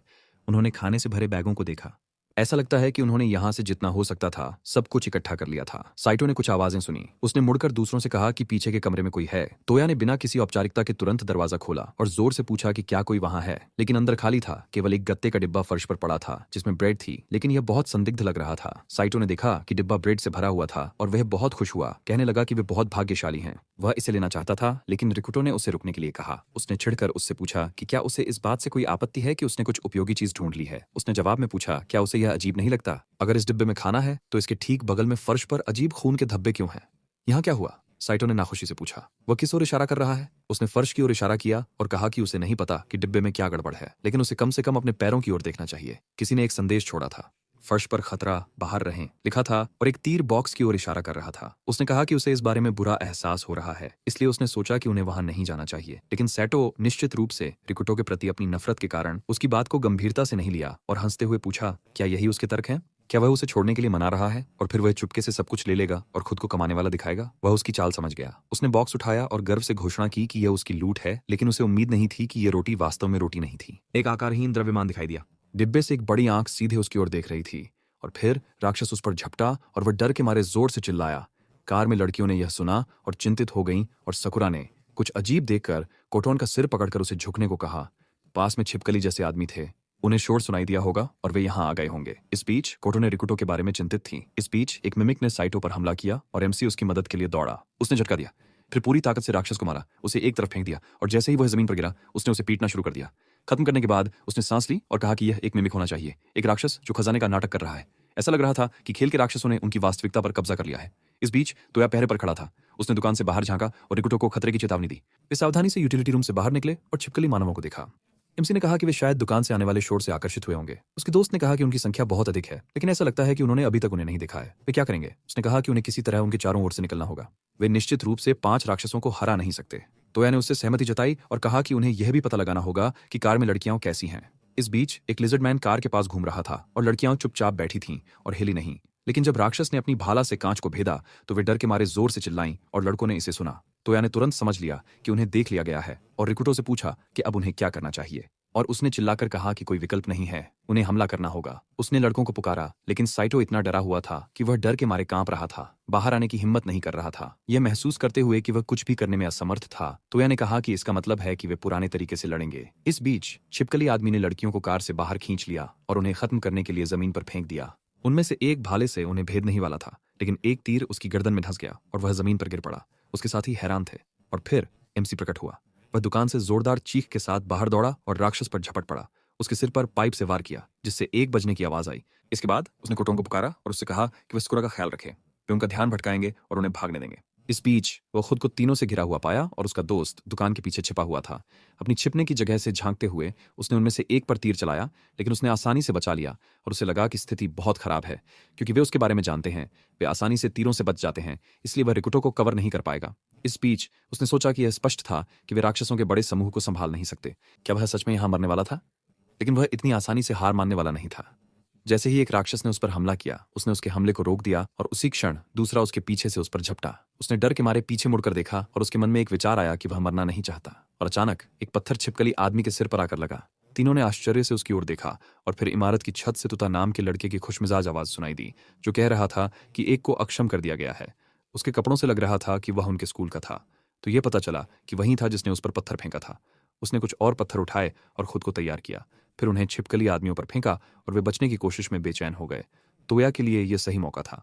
उसने राक्षस पर गोली चलाई, उसे तुरंत मार डाला और उनके स्कूल का एक और लड़का ताकेशी तीसरे के पीछे दौड़ा और उसे पीतल के नक्कल से पूरी ताकत से चेहरे पर मारा। कुछ और वार करने के बाद उसने उसे मार डाला और आखिरी राक्षस बचा। एमसी उस पर झपट पड़ा, ये सोचते हुए कि उसे नहीं पता था कि वे कौन थे या कहां से आए थे, लेकिन यह उनका मौका था। उसने जितनी ताकत से हो सका पाइप से उसके सिर पर मारा और जब राक्षसों से निपट लिया गया तो उसने खुद को आराम करने की अनुमति दी। उसने लड़कों की ओर मुड़कर उनकी मदद के लिए मुस्कुराते हुए धन्यवाद दिया। लड़कियां उनके पास आईं और सकुरा ने खुशी से हाथ हिलाते हुए कहा कि आखिरकार उन्हें कोई जीवित मिला। तोया ने उनकी यूनिफॉर्म देखी और नोट किया कि वे उनके स्कूल से थे। फिर उसने कहा कि उन्हें कुछ बात करनी है, लेकिन यहाँ रहना बहुत खतरनाक है, इसलिए उन्हें यहाँ से निकलना होगा। तूता बहुत खुश था और उनके साथ चलने का प्रस्ताव दिया।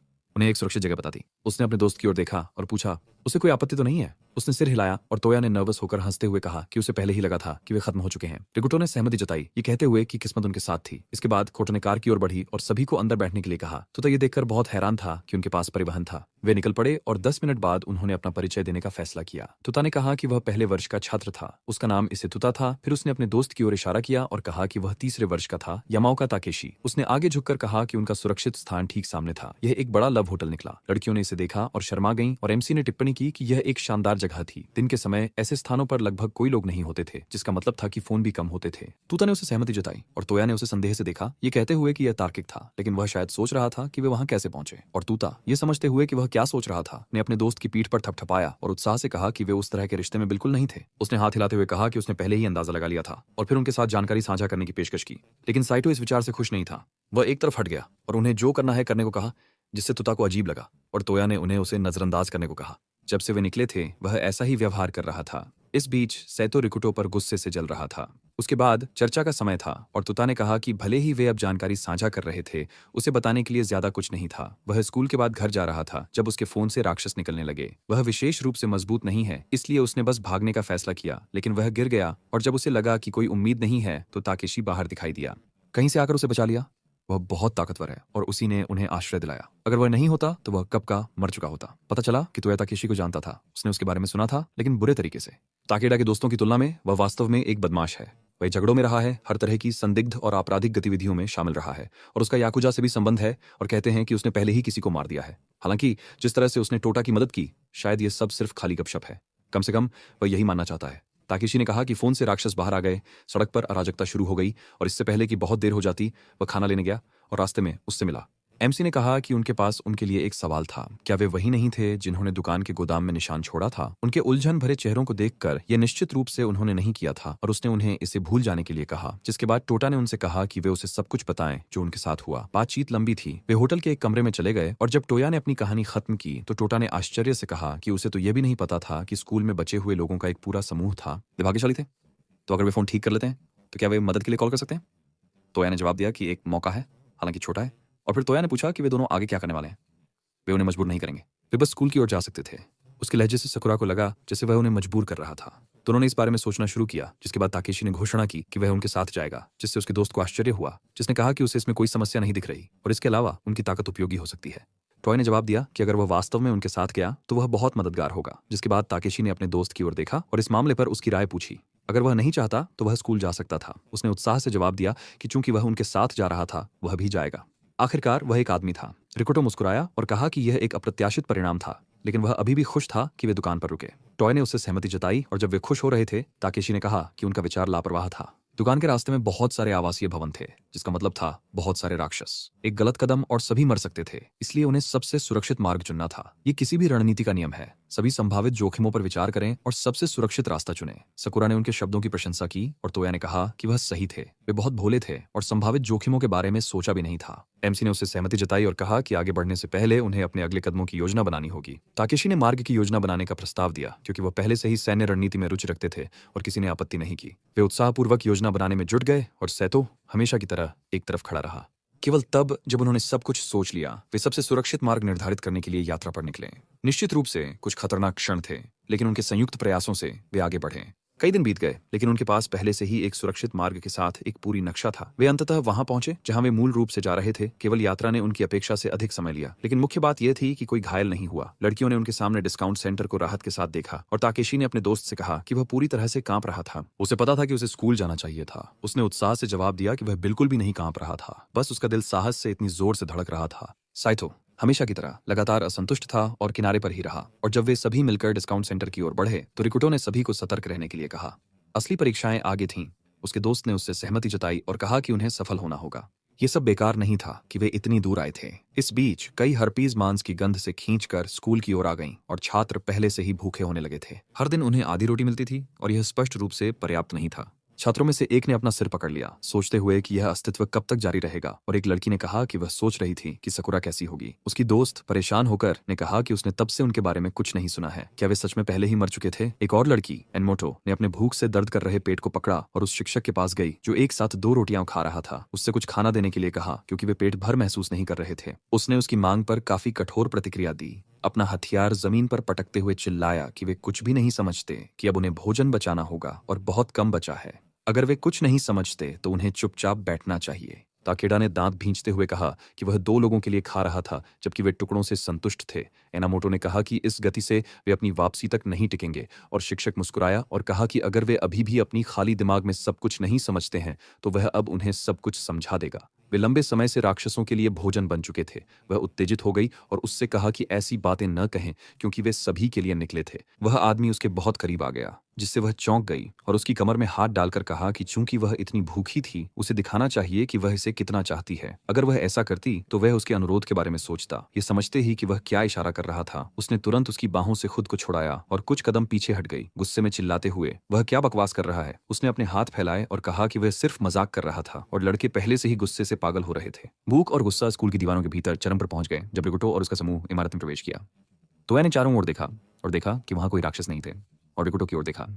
वे दोनों जानते थे कि इसका क्या मतलब है। संभावना है कि इस स्थान का मुख्य बॉस यहीं रहता था। अपनी जासूसी के परिणाम स्वरूप उन्होंने पाया कि यहाँ कई प्रकार के राक्षस थे, लेकिन प्रत्येक प्रकार में एक विशेष रूप से शक्तिशाली होता है, और जब ऐसा कोई प्रकट होता है तो अन्य कमजोरों की संख्या में काफी कमी आ जाती है। उन्होंने इन राक्षसों को मुख्य बॉस कहा। स्थान के बारे में गेमिंग स्लैंग के आधार पर तोया ने सोच समझकर पूछा कि क्यों सभी स्थानीय राक्षस खेलों से जैसे दिखते थे। हालांकि इससे उन्हें वर्गीकृत करना बहुत आसान हो गया। एमसी ने उससे सहमति जताई और कहा कि उसने भी समानता देखी थी। किसी भी स्थिति में यह इतना महत्वपूर्ण नहीं था, उन्हें बस आगे बढ़ना था। कुछ समय बाद वे उस मंजिल पर पहुंचे जहां पुर्जे, उपकरण और विभिन्न रसायन बेचे जाते थे। सकुरा विशेष रूप से खुश थी क्योंकि वह अपने बैग को कुछ नया भर सकती थी और एक पंक्ति में सभी शेल्फ खाली करने के लिए दौड़ पड़ी। उन्होंने अलग अलग जाने का फैसला किया। कोटोन और तुता सकुरा की खोज में मदद करने जाएंगे और तोया और साइटो दूसरों पर नजर रखेंगे। रिकुटो और ताकेशी दुश्मनों की तलाश में इधर उधर देखेंगे। सभी ने अपने अपने सौंपे गए कार्यों को पूरा किया और सकुरा बहुत खुश थी। उसने शेल्फ से एक हिस्सा उठाया और प्रशंसा करते हुए कहा कि उसने कभी सोचा भी नहीं था कि यहाँ ऐसा कुछ होगा। उसने एक कागज का टुकड़ा लिया और कुछ लिखने लगी और कोटोने ने पूछा कि वह क्या कर रही थी। क्या वह कोई योजना लिख रही थी? उसने जवाब दिया कि वह फोन के प्रोसेसर को ठीक करने के लिए जो कुछ भी करना था उसे लिख रही थी। वैसे उसे सोल्डरिंग आयरन की गंध निश्चित रूप से पसंद थी। उसने केवल अजीब तरीके से मुस्कुराया और तुता ने सोचा कि सकुरा वह व्यक्ति नहीं थी जैसा उसने सोचा था। इस बीच तोया ने लड़की की ओर देखा और देखा कि वह अपने आप में सच्ची थी, लेकिन सैतो ने हमेशा की तरह उसके शब्दों पर चिढ़कर आ भरी। एमसी पास में घूम रहा था और देखा कि कुछ अजीब तरह से शांत था, और फिर उसकी नजर ड्रिंक मशीन पर एक नोट पर पड़ी। वहां लिखा था, वे घुसपैठियों को खत्म करते हैं, आपको उनके सिर पर ई से छुटकारा पाना होगा। उसे समझ नहीं आया कि इसका क्या मतलब है और उसने इसे ले लिया, ये सोचते हुए कि क्या यह संकेत उसी व्यक्ति द्वारा छोड़ा गया हो सकता है जिसने दुकान पर चेतावनी छोड़ी थी। बगल से भारी कदमों की आवाज आई और एक विशाल गोलेम कोने से उभरा और घोषणा की कि 2 गर्मी स्रोतों का पता चला है। रिकुटो उसके सामने खड़ा था और सोच रहा था कि क्या यह एक बोलने वाली मिट्टी की गुड़िया है। मुझे लगता है कि उन्हें गोलेम्स कहा जाता है। राक्षस ने उन्हें घुसपैठिए समझ लिया और उन्हें नष्ट करने का निर्णय लिया। फिर रिकुटो पर झपट पड़ा। उसने समय पर प्रतिक्रिया दी और एक तरफ कूद गया और इसके बजाय ड्रिंक मशीन को नुकसान पहुंचा। उसने देखा कि यह राक्षस तेज और ताकतवर था और लड़ाई में कूद पड़ा। उसके सिर पर वार किया, लेकिन कुछ काम नहीं आया। चूंकि यह बहुत ताकतवर था, वह इसे एक साधारण पाइप से नहीं संभाल सका। उसने वार को चकमा दिया और जब उसने देखा कि उसकी मुट्ठी उसकी ओर आ रही है तो उसने डरते हुए सोचा कि अगर उसने मारा तो उसकी सारी हड्डियां टूट जाएंगी। ताकेशी समय पर उसकी मदद के लिए आ गया। उसने पूरी ताकत से गोलेम के कोर पर प्रहार किया, उसे तोड़ दिया और राक्षस गिर गया। एमसी उसकी उपस्थिति से बहुत खुश था, लेकिन यह उसे अंततः मारने के लिए पर्याप्त नहीं था। गोलेम खड़ा हो गया और ताकेशी ने देखा कि उसने उसका कोर तोड़ दिया था, लेकिन उसे परवाह नहीं थी। रिकुटो ने लड़ाई के लिए तैयारी की और कहा कि कोई भी प्रतिद्वंद्वी सर्वशक्तिमान नहीं होता, उसके पास भी कमजोरियां होनी चाहिए, बस उन्हें ढूंढना है। लड़के ने उससे सहमति जताई और अपनी मुट्ठियां कसते हुए कहा कि अब संख्या उनके पक्ष में है। वह उस पर भरोसा कर रहा था। उसके बाद गोलेम ने उस पर क्रोधित होकर हमला किया, लेकिन वह इतना फुर्तीला था कि वह जल्दी से बच निकला और यहां तक कि पलटवार भी किया। राक्षस मुक्कों से लड़खड़ा गया और रिकुटो ने मन ही मन नोट किया कि वह मजबूत था। क्या वह वास्तव में एक मुक्केबाज हो सकता है? शायद वह पेशेवर नहीं था, लेकिन उसने शायद ही कभी इतने मजबूत लोगों से मुलाकात की थी। लेकिन वे सचमुच पत्थर के खिलाफ लड़ रहे थे, इसलिए अब उसके सभी हमले बेकार थे। उसी समय ताकेशी ने फिर से हमला किया, लेकिन आखिरी क्षण में देखा कि गोलेम भी निष्क्रिय नहीं था। वह मुख्य प्रहार से बचने में कामयाब रहा, लेकिन उसका गाल घायल हो गया। इसके बाद वह साइड में कूद गया और एमसी ने सोचा कि अगर यह जारी रहा तो वे निश्चित रूप से उसे हरा नहीं पाएंगे। उन्हें क्या करना चाहिए? उसे ड्रिंक मशीन पर नोट याद आया। आपको उनके सिर पर ई को हटाना होगा। उसने देखा कि गोलेम के सिर पर वास्तव में ई अक्षर था। यह महसूस करते हुए कि यह उसकी कमजोर जगह थी, उसने उस आदमी से साइड में हटने को कहा, फिर खुद को तैयार किया और आगे बढ़ा, सोचते हुए कि उसे सिर पर मारना होगा। राक्षस के सिर पर शिलालेख देखकर उसने पूरी ताकत से एक पाइप से उसे मारा और अक्षर ई को तोड़ दिया, जिससे राक्षस तुरंत बिखर गया। ताकेशी बहुत हैरान था। वह नहीं समझ पाया कि उसने यह कैसे किया और बाकी लोग तुरंत शोर सुनकर यह देखने के लिए दौड़े कि सब कुछ ठीक है या नहीं। उनके पास मिट्टी का ढेर देखकर टोया हैरान था और रिकुटो ने उसे बताया कि उन पर एक गोलेम ने हमला किया था। उसके दोस्त ने आश्चर्य से पूछा, तो क्या इसका मतलब है कि उन्होंने उसे हरा दिया? उसने इसकी पुष्टि की और कहा कि उसे गोलेम की एक कहानी याद है। गोलेम केवल अपने सिर पर लिखे शब्द एमेथ सत्य के कारण चलता है, लेकिन अगर आप पहला अक्षर हटा दें तो आपको मैथ मृत्यु मिलता है। इस प्रकार शब्द का अर्थ पूरी तरह से बदल जाता है। टोया ने उलझन में अपना सिर खुजलाया और कहा कि उसे ऐसा लग रहा था कि उनकी दुनिया धीरे धीरे एक कल्पना की तरह बनती जा रही है। तोता कुछ नहीं समझा, लेकिन फिर भी प्रशंसा में एक आह भरी और सैतो ने हमेशा की तरह मजाक में पूछा, तो यह एक साधारण दुश्मन था? तो वे प्रशंसा के लायक नहीं है। ताकेशी ने उसे बात पूरी नहीं करने दी और कहा कि यह बिल्कुल भी सच नहीं है। इसके बाद उसने एमसी की ओर मुड़कर कहा कि उसने सब कुछ देखा, कैसे उसने अपनी नजर उसकी हरकतों पर केंद्रित की और सिर पर सटीक प्रहार किया। उसकी गति और दृष्टि की तीव्रता वास्तव में अद्भुत है। अब उसे यकीन है कि वह उसे कवर कर सकता है। रिकुटो ने मुस्कुराते हुए जवाब दिया और कहा कि वह केवल खुश था और तोता खुश होकर चिल्लाया कि वह बहुत भाग्यशाली है, लेकिन ताकेशी ने अभी तक उसकी प्रशंसा नहीं की थी। साइतो ने हमेशा की तरह असंतोष में अपनी जीभ चटकाई, अपने पूरे हाव भाव से दिखाते हुए कि उसे यह सब पसंद नहीं था और सब कितने परेशान करने वाले थे। और टोया ने कहा कि किसी भी स्थिति में ऐसा लग रहा था कि उन्होंने इस स्थान के मुख्य बॉस को हरा दिया है। अब वे शांति से अन्वेषण जारी रख सकते थे। उसने देखा कि उसका दोस्त चिंतित भाव के साथ खड़ा था और पूछा कि क्या गलत था। उसने जवाब दिया कि यह गोलेम इस स्थान के मुख्य बॉस के लिए कुछ कमजोर था और उसी क्षण एक आवाज आई जैसे कुछ भारी फर्श पर लुढ़क रहा हो। यह सुनकर टोया वहीं जम गया और नोट किया कि आवाज ऊपर की मंजिल से आ रही थी। सकुरा ने नर्वस होकर मुस्कुराते हुए कहा कि यह सब अच्छा संकेत नहीं है। क्या वे सच में बिना किसी कारण के आराम कर रहे थे? उसी क्षण दूसरी मंजिल से एक विशाल गेंद आई और टोया ने आश्चर्य से कहा, क्या वह एक चट्टान है? सकुरा ने डर से चीखते हुए पूछा कि इस दुकान में चट्टान कहां से आ सकती है। एमसी तुरंत कोटोने की ओर दौड़ा। उसने उसे पकड़ा और उसके साथ किनारे की ओर कूद गया और विशाल गेंद पास से लुढ़कते हुए दीवार से टकरा गई। एक सेकंड बाद गेंद पर एक विशाल आंख दिखाई दी, जिसके बाद उसने एक गोलेम का रूप लेना शुरू कर दिया। उनके सामने विशाल राक्षस को देखकर वे सभी बहुत घबरा गए और रिकुटो ने कहा कि यह स्थान का मुख्य बॉस जैसा दिखता है। उसका दोस्त नर्वस होकर हंसा और गोलेम ने कहा कि घुसपैठियों का पता चल गया है। उसने अपना मुक्का सिर के ऊपर उठाया और फिर पूरी ताकत से मारा। सौभाग्य से सभी समय पर किनारे कूदने में सफल रहे। वे सभी फिर से इकट्ठा हो गए और एमसी ने राक्षस के सिर को देखते हुए सोचा कि इसे मारना समय की बर्बादी होगी, लेकिन शिलालेख बहुत दूर था, वे इसे नहीं पहुंच सकते थे। ये समझते हुए कि वह क्या सोच रहा था, टोया ने कहा कि वह इसे समझ लेगा, उसे बस उसके सिर से अक्षरों को मिटाना है ना? उसके बाद उसने निशाना साधा और अपना धनुष चलाया, लेकिन तीर पत्थर के सिर पर टूट गया बिना कोई खरोंच छोड़े। उसने निराशा में अपने दांत भींच लिए और सकुरा ने चिंतित होकर पूछा कि अब उन्हें क्या करना चाहिए। गोलेम ने अपने हाथों को किनारे की ओर फैला दिया। वह बेहद गुस्से में था। उसकी पीठ से क्रिस्टल उग आए और उसकी आंख चमकने लगी जैसे वह ऊर्जा इकट्ठा कर रहा हो। सकुरा ने घबराकर मुस्कुराते हुए कहा कि उसे यह पसंद नहीं है और तोया ने उत्साह से कहा कि उन्हें जल्दी छिपना होगा, वह फटने वाला है। एमसी ने सभी को भागने का आदेश दिया और तोया ने स्कुरा को लिया और उसके साथ भाग गया, जबकि बाकी लोग दूसरी दिशा में भागे। कोटोने ने चिंतित होकर रिकुटो को पुकारा और उसी क्षण गोलेम ने उन पर लेजर दागा और एक गर्जना हुई। लेजर ने फर्श को मारा और नीचे की मंजिल में एक छेद जला दिया। रिकुटो ने घायल तोया को सुरक्षित स्थान पर खींचने में मदद की और कहा कि इस अजीब चीज को मारना इतना आसान नहीं था। कोटोने ने चिंतित नजर से पूछा कि उसके साथ क्या हुआ। उसने कहा कि वह बेहोश था और शायद ही लड़ने में सक्षम होगा। उसने चिंतित नजर से पूछा, तो बाकी सबका क्या? उसने कहा कि उसे नहीं पता वे कहाँ हैं। अब उन्हें यह सोचना था कि वे क्या कर सकते हैं। उन्हें भूमिगत पार्किंग में वापस जाना था। ऐसा लग रहा था कि बाकी लोग भी वहीं जा रहे थे। सैतो ने जोर से पूछा, क्या वह पूरी तरह से बेवकूफ है? भूमिगत पार्किंग का प्रवेश द्वार इस राक्षस के पीछे है। वे दरवाजे तक कैसे पहुंचेंगे अगर उनके पास इस तीरंदाज के रूप में भार है? वह उसके कहे पर नाराज थी, लेकिन उनकी हैरानी के लिए उसने कहा कि वास्तव में वह सही था। इस स्थिति में एकमात्र तार्किक समाधान यही होगा कि उसे यहीं छोड़ दें और खुद सीढ़ियों की ओर भागें। हालांकि वह ऐसा नहीं करेगा, भले ही मौत की धमकी दी जाए। अप्रत्याशित रूप से राक्षस ने फिर से बहुत तेज आवाज के साथ अपनी लेजर चलाई। उन्होंने कवर के पीछे से झांका और साइटो ने पूछा कि इसके साथ क्या गलत है। नायक ने उसे देखा और कहा कि उसने जमीन पर हमला करने की कोशिश की जो जल रही थी। इसके बाद वह अकेला बाहर गया और राक्षस के सामने खड़ा हो गया। उसने भागना शुरू किया, राक्षस को अपने साथ ले जाते हुए, और दूसरी ओर देखा। कोटो ने यह देखा, सैतो को बुलाया और कहा कि उन्हें भागना चाहिए। उसने तोया को अपने कंधों पर उठाया, दौड़ा और उससे सहमत हुआ। वह राक्षस से भागता रहा और सोचा कि जो वे गोलेम्स के बारे में जानते हैं उन्हें आग पसंद नहीं है। इसके अलावा पहले मिले गोलेम ने कहा कि 2 गर्मी के स्रोतों का पता चला है। सरल शब्दों में वे उन लक्ष्यों पर हमला करते हैं जो गर्मी उत्पन्न करते हैं, इसलिए उन्होंने एक योजना बनाई। जब उसने गोलेम का ध्यान भटकाया, बाकी सीढ़ियों की ओर भागे। जब वे वहां पहुंचे तो ताचेबाना वह फ्लेयर फेंकेगी जो उसने उसे दिया था। अगर यह बड़ा आदमी एक पल के लिए भी विचलित होता है तो वह भी भाग सकता है। हालांकि अगर वह दूसरों की ओर ध्यान देता है तो सब खत्म हो जाएगा।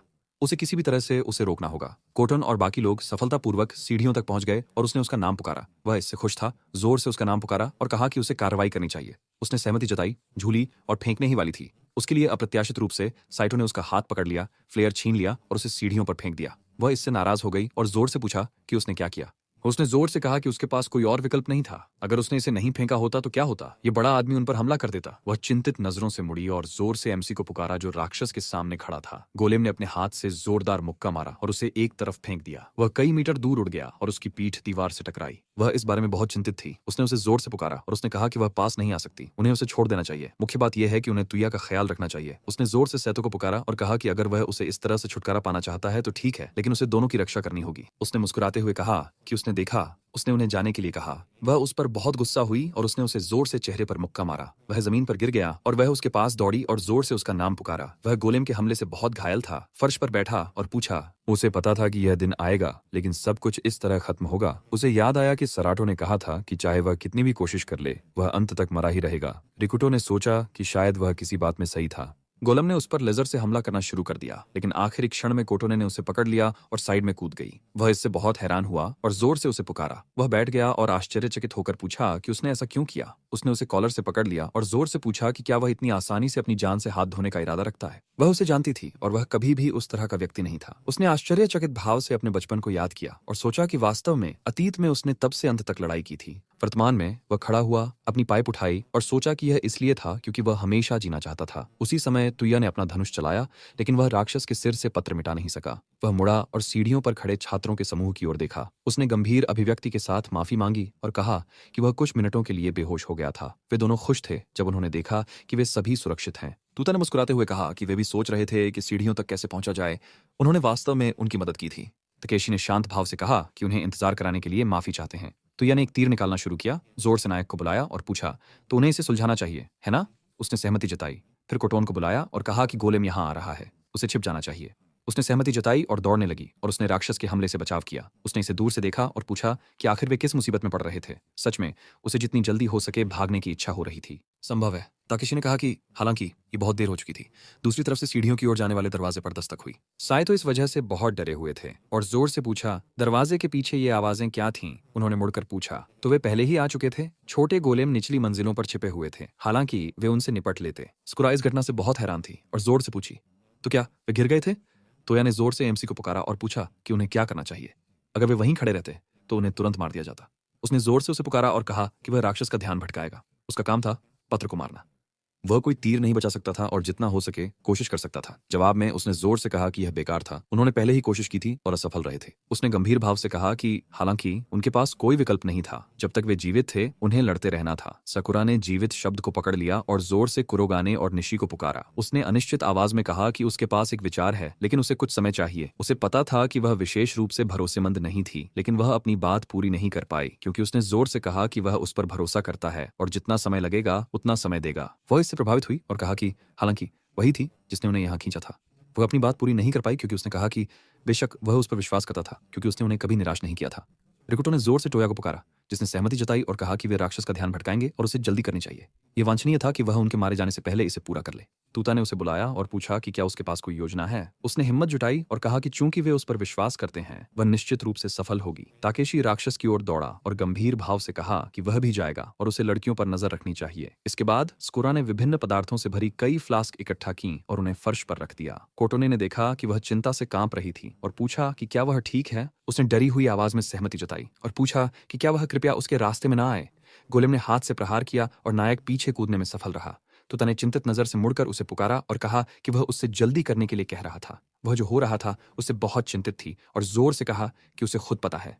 उनके लिए चुप रहना बेहतर होगा। ये प्रयोग प्रयोगशाला में किया जाना चाहिए और अभिकर्मकों को नहीं हिलाना चाहिए। इसे यहाँ करके वह खुद को मौत की सजा दे रही थी। उसे याद आया कि वह उस पर विश्वास करता था। उसने घबराकर हंसते हुए कहा कि केवल एक बूंद और डालनी बाकी है और सब कुछ तैयार है। वह इससे खुश थी और कहा कि इस फ्लास्क को हिलाया नहीं जा सकता, नहीं तो वे सब उड़ जाएंगे। अब उन्हें इस फ्लास्क को सीधे इस राक्षस के सिर पर भेजना होगा। कोटोन ने उलझन भरी नजर से पूछा, हालांकि वे यह कैसे करने वाले थे। सकुरा इससे बहुत उलझन में थी और जोर से कहा कि वह कितनी बेवकूफ थी। उसने अभिक्रियकों को तैयार करना शुरू किया, लेकिन उसे मारने के बारे में बिल्कुल नहीं सोचा। अचानक तुता ने उससे फ्लास्क छीन लिया और पूछा, तुम्हें सिर पर मारना है, सही? वह इसे संभाल सकता है। यह बेवजह नहीं था कि वह बेसबॉल क्लब में गया। वह बहुत डरी हुई दिख रही थी। जोर से उसे बेवकूफ कहकर बोली कि वह इसे हिला नहीं सकता। बाकी लोग पहले से ही काफी थक चुके थे जब वे इस विशाल राक्षस को रोक रहे थे। टोया बहुत थका हुआ दिखते हुए इस गोलेम को देखकर उसे अजीब कहने लगा। उसने अपना सिर उठाया और अपने कोर में एक शक्तिशाली किरण को केंद्रित करना शुरू कर दिया, जिसने तुरंत उनका ध्यान आकर्षित किया। वह उनकी ओर दौड़ा, जोर से उन्हें बुलाया और कहा कि उसे देर होने के लिए खेद है। उसने फ्लास्क फेंकने के लिए घुमाया और जोर से कहा कि सिनपाई ने यह समाधान तैयार किया था और ये उनकी मदद करेगा। राक्षस ने अपनी लेजर हमला रोक दिया क्योंकि उसने देखा कि फ्लास्क उसकी ओर उड़ रहा है। कोटो ने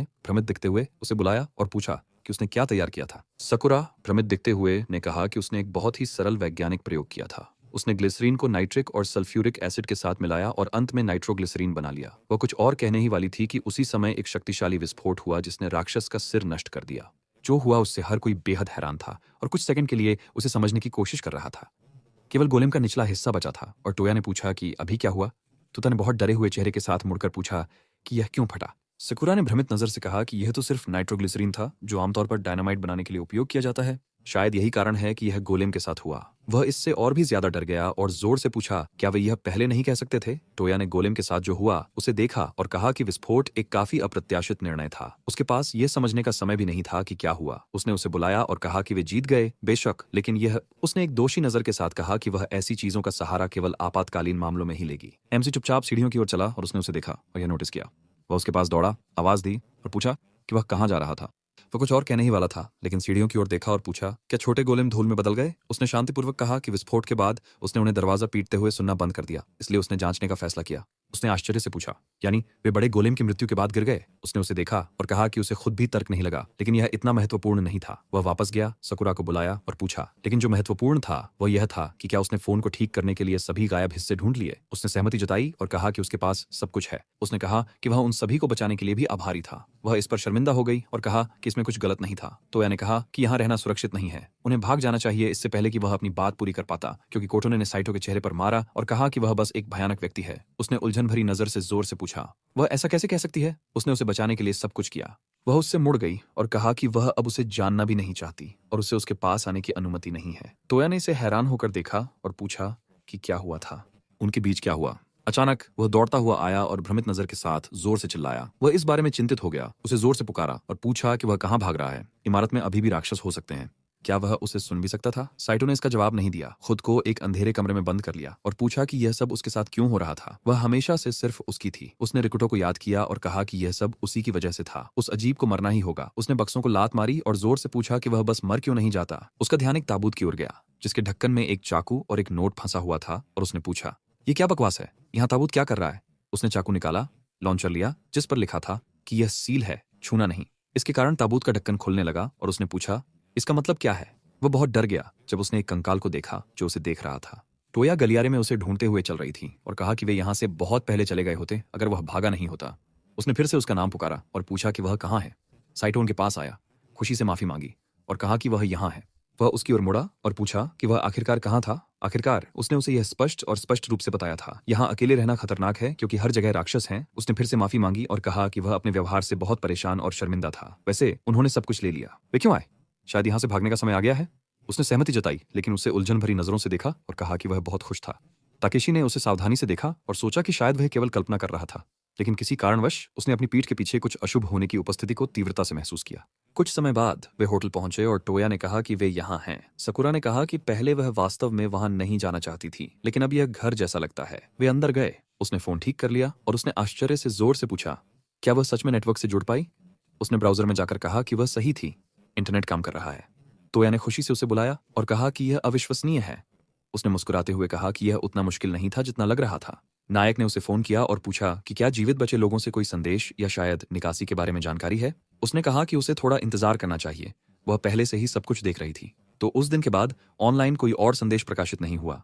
हालांकि एक्स प्रांत में अमाशिमा शहर में ऐसा लगता है कि सभी जीवित बचे लोग इकट्ठा हो गए हैं। उसने मुस्कुराते हुए कहा कि यह काफी दूर है, लेकिन मुख्य बात यह है कि वहां अभी भी कोई है। टोया ने मुस्कुराते हुए सहमति जताई और कहा कि स्कूल में मौत का इंतजार करने से बेहतर है कि वहां जाया जाए। कोटानी ने कहा कि आखिरकार उनके पास उम्मीद की एक किरण है, उन्होंने यह कर दिखाया। उसने सहमति जताई और कहा कि अब उनके पास एक लक्ष्य है। साइटो एक चालाक मुस्कान के साथ पास खड़ा होकर यह सुनकर हंस रहा था। टोया ने कहा कि तो कल वे स्कूल जाएंगे और सभी को बताएंगे कि उन्होंने क्या पता लगाया। उसने कहा कि चाहे उनकी दुनिया अब कितनी भी भयानक क्यों ना हो, वे सुरक्षा का एक कोना ढूंढ सकेंगे। उसी समय स्कूल में एनमोटो ने जोर से उससे ऐसा न करने की विनती की। ओयामा ने उसके सिर के पास चाकू घोंप दिया और पूछा कि वह और कितनी देर तक विरोध करेगी, वह बस अपनी ताकत बर्बाद कर रही है। उसने उससे होश में आने को कहा और उसने कहा कि उसके वक्र बस अद्भुत हैं। वह स्वर्ग में चढ़ गया लगता था। कुछ समय बाद जब रिकुटो और अन्य लोग एक मिशन से लौट रहे थे, दो छात्रों ने शिक्षक के खिलाफ विद्रोह करना शुरू कर दिया और जोर से कहा कि उन्हें अब और बर्दाश्त नहीं होगा। वह उन्हें भूखा रखने की योजना बना रहा था, है ना? अन्य छात्र चिंतित नजर से देख रहे थे और पूछा कि उन्हें क्या करना चाहिए। एक छात्र ने जोर से कहा कि उसे अभी उन्हें खाना देना चाहिए।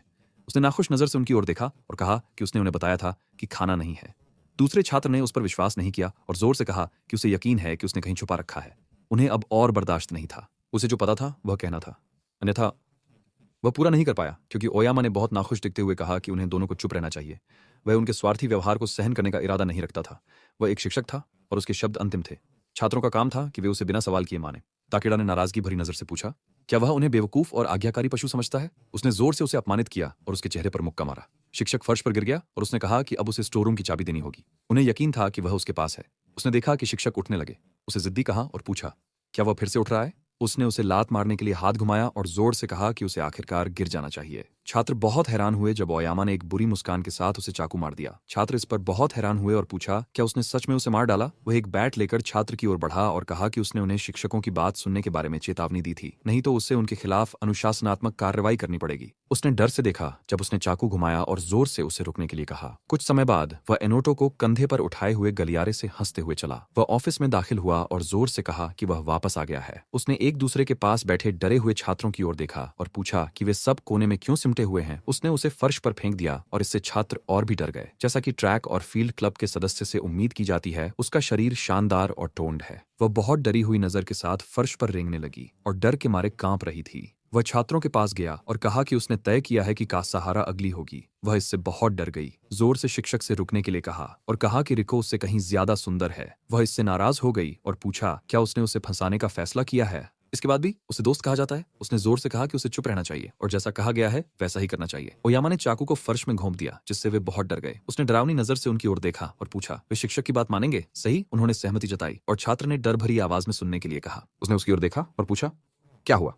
वो डरते हुए मुड़ गया और कहा कि कुछ नहीं है। उसने उसकी ओर देखा और पूछा, शायद उसे मजबूर नहीं करना चाहिए। उसे अन्य छात्रों की तरह सजा देने के लिए मजबूर नहीं करना चाहिए। हयाशी ने जोर से सहमति जताई और कहा कि उसने वादा किया कि वह अच्छा व्यवहार करेगा।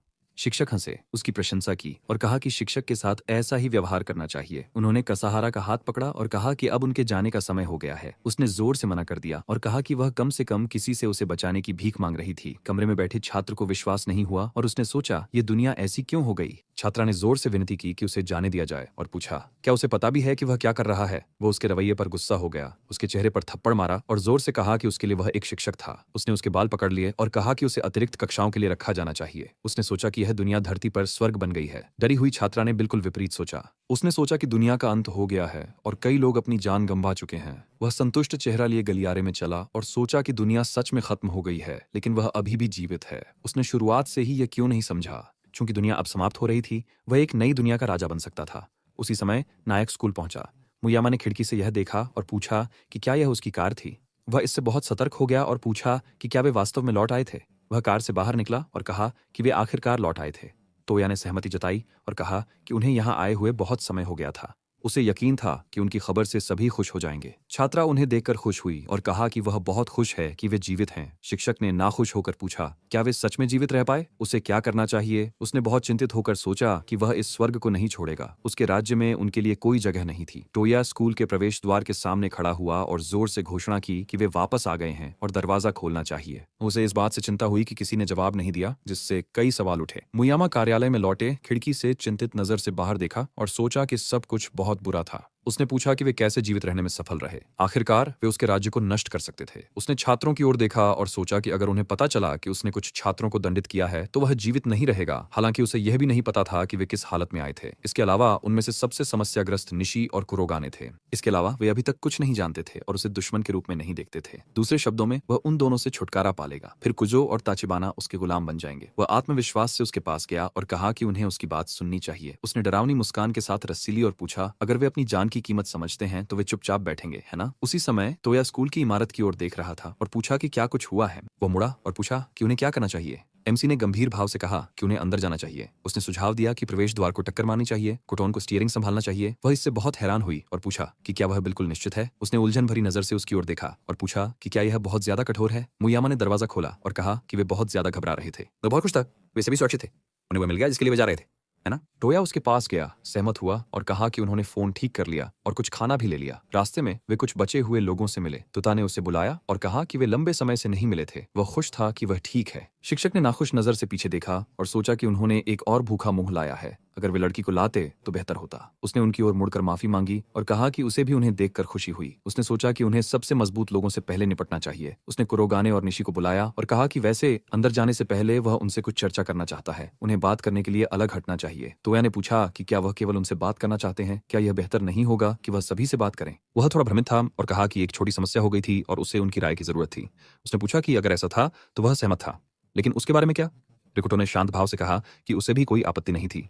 मुयामा प्रवेश द्वार पर गया और पूछा कि क्या वे जाने के लिए तैयार हैं। टोया मुस्कुराते हुए मुड़े और पूछा कि क्या वे यहाँ उनका इंतजार करेंगे। कोटोने ने सहमति जताई और तुता ने कहा कि तब उन्हें फिलहाल सामान का ध्यान रखना चाहिए। सकुरा ने सहमति जताई और कहा कि वह पहले से ही दूसरों के खुश चेहरे देख सकती थी जब वे खाना देखेंगे। उसने मुड़कर सैतो को पुकारा लेकिन उसे नहीं पाया और पूछा क्या वह पहले ही स्कूल में प्रवेश कर चुका था। उसी समय शिक्षक एक बड़ी मुस्कान के साथ गलियारे में चला और सोचा कि उसने यह कर दिया, अब वे समाप्त हो चुके थे।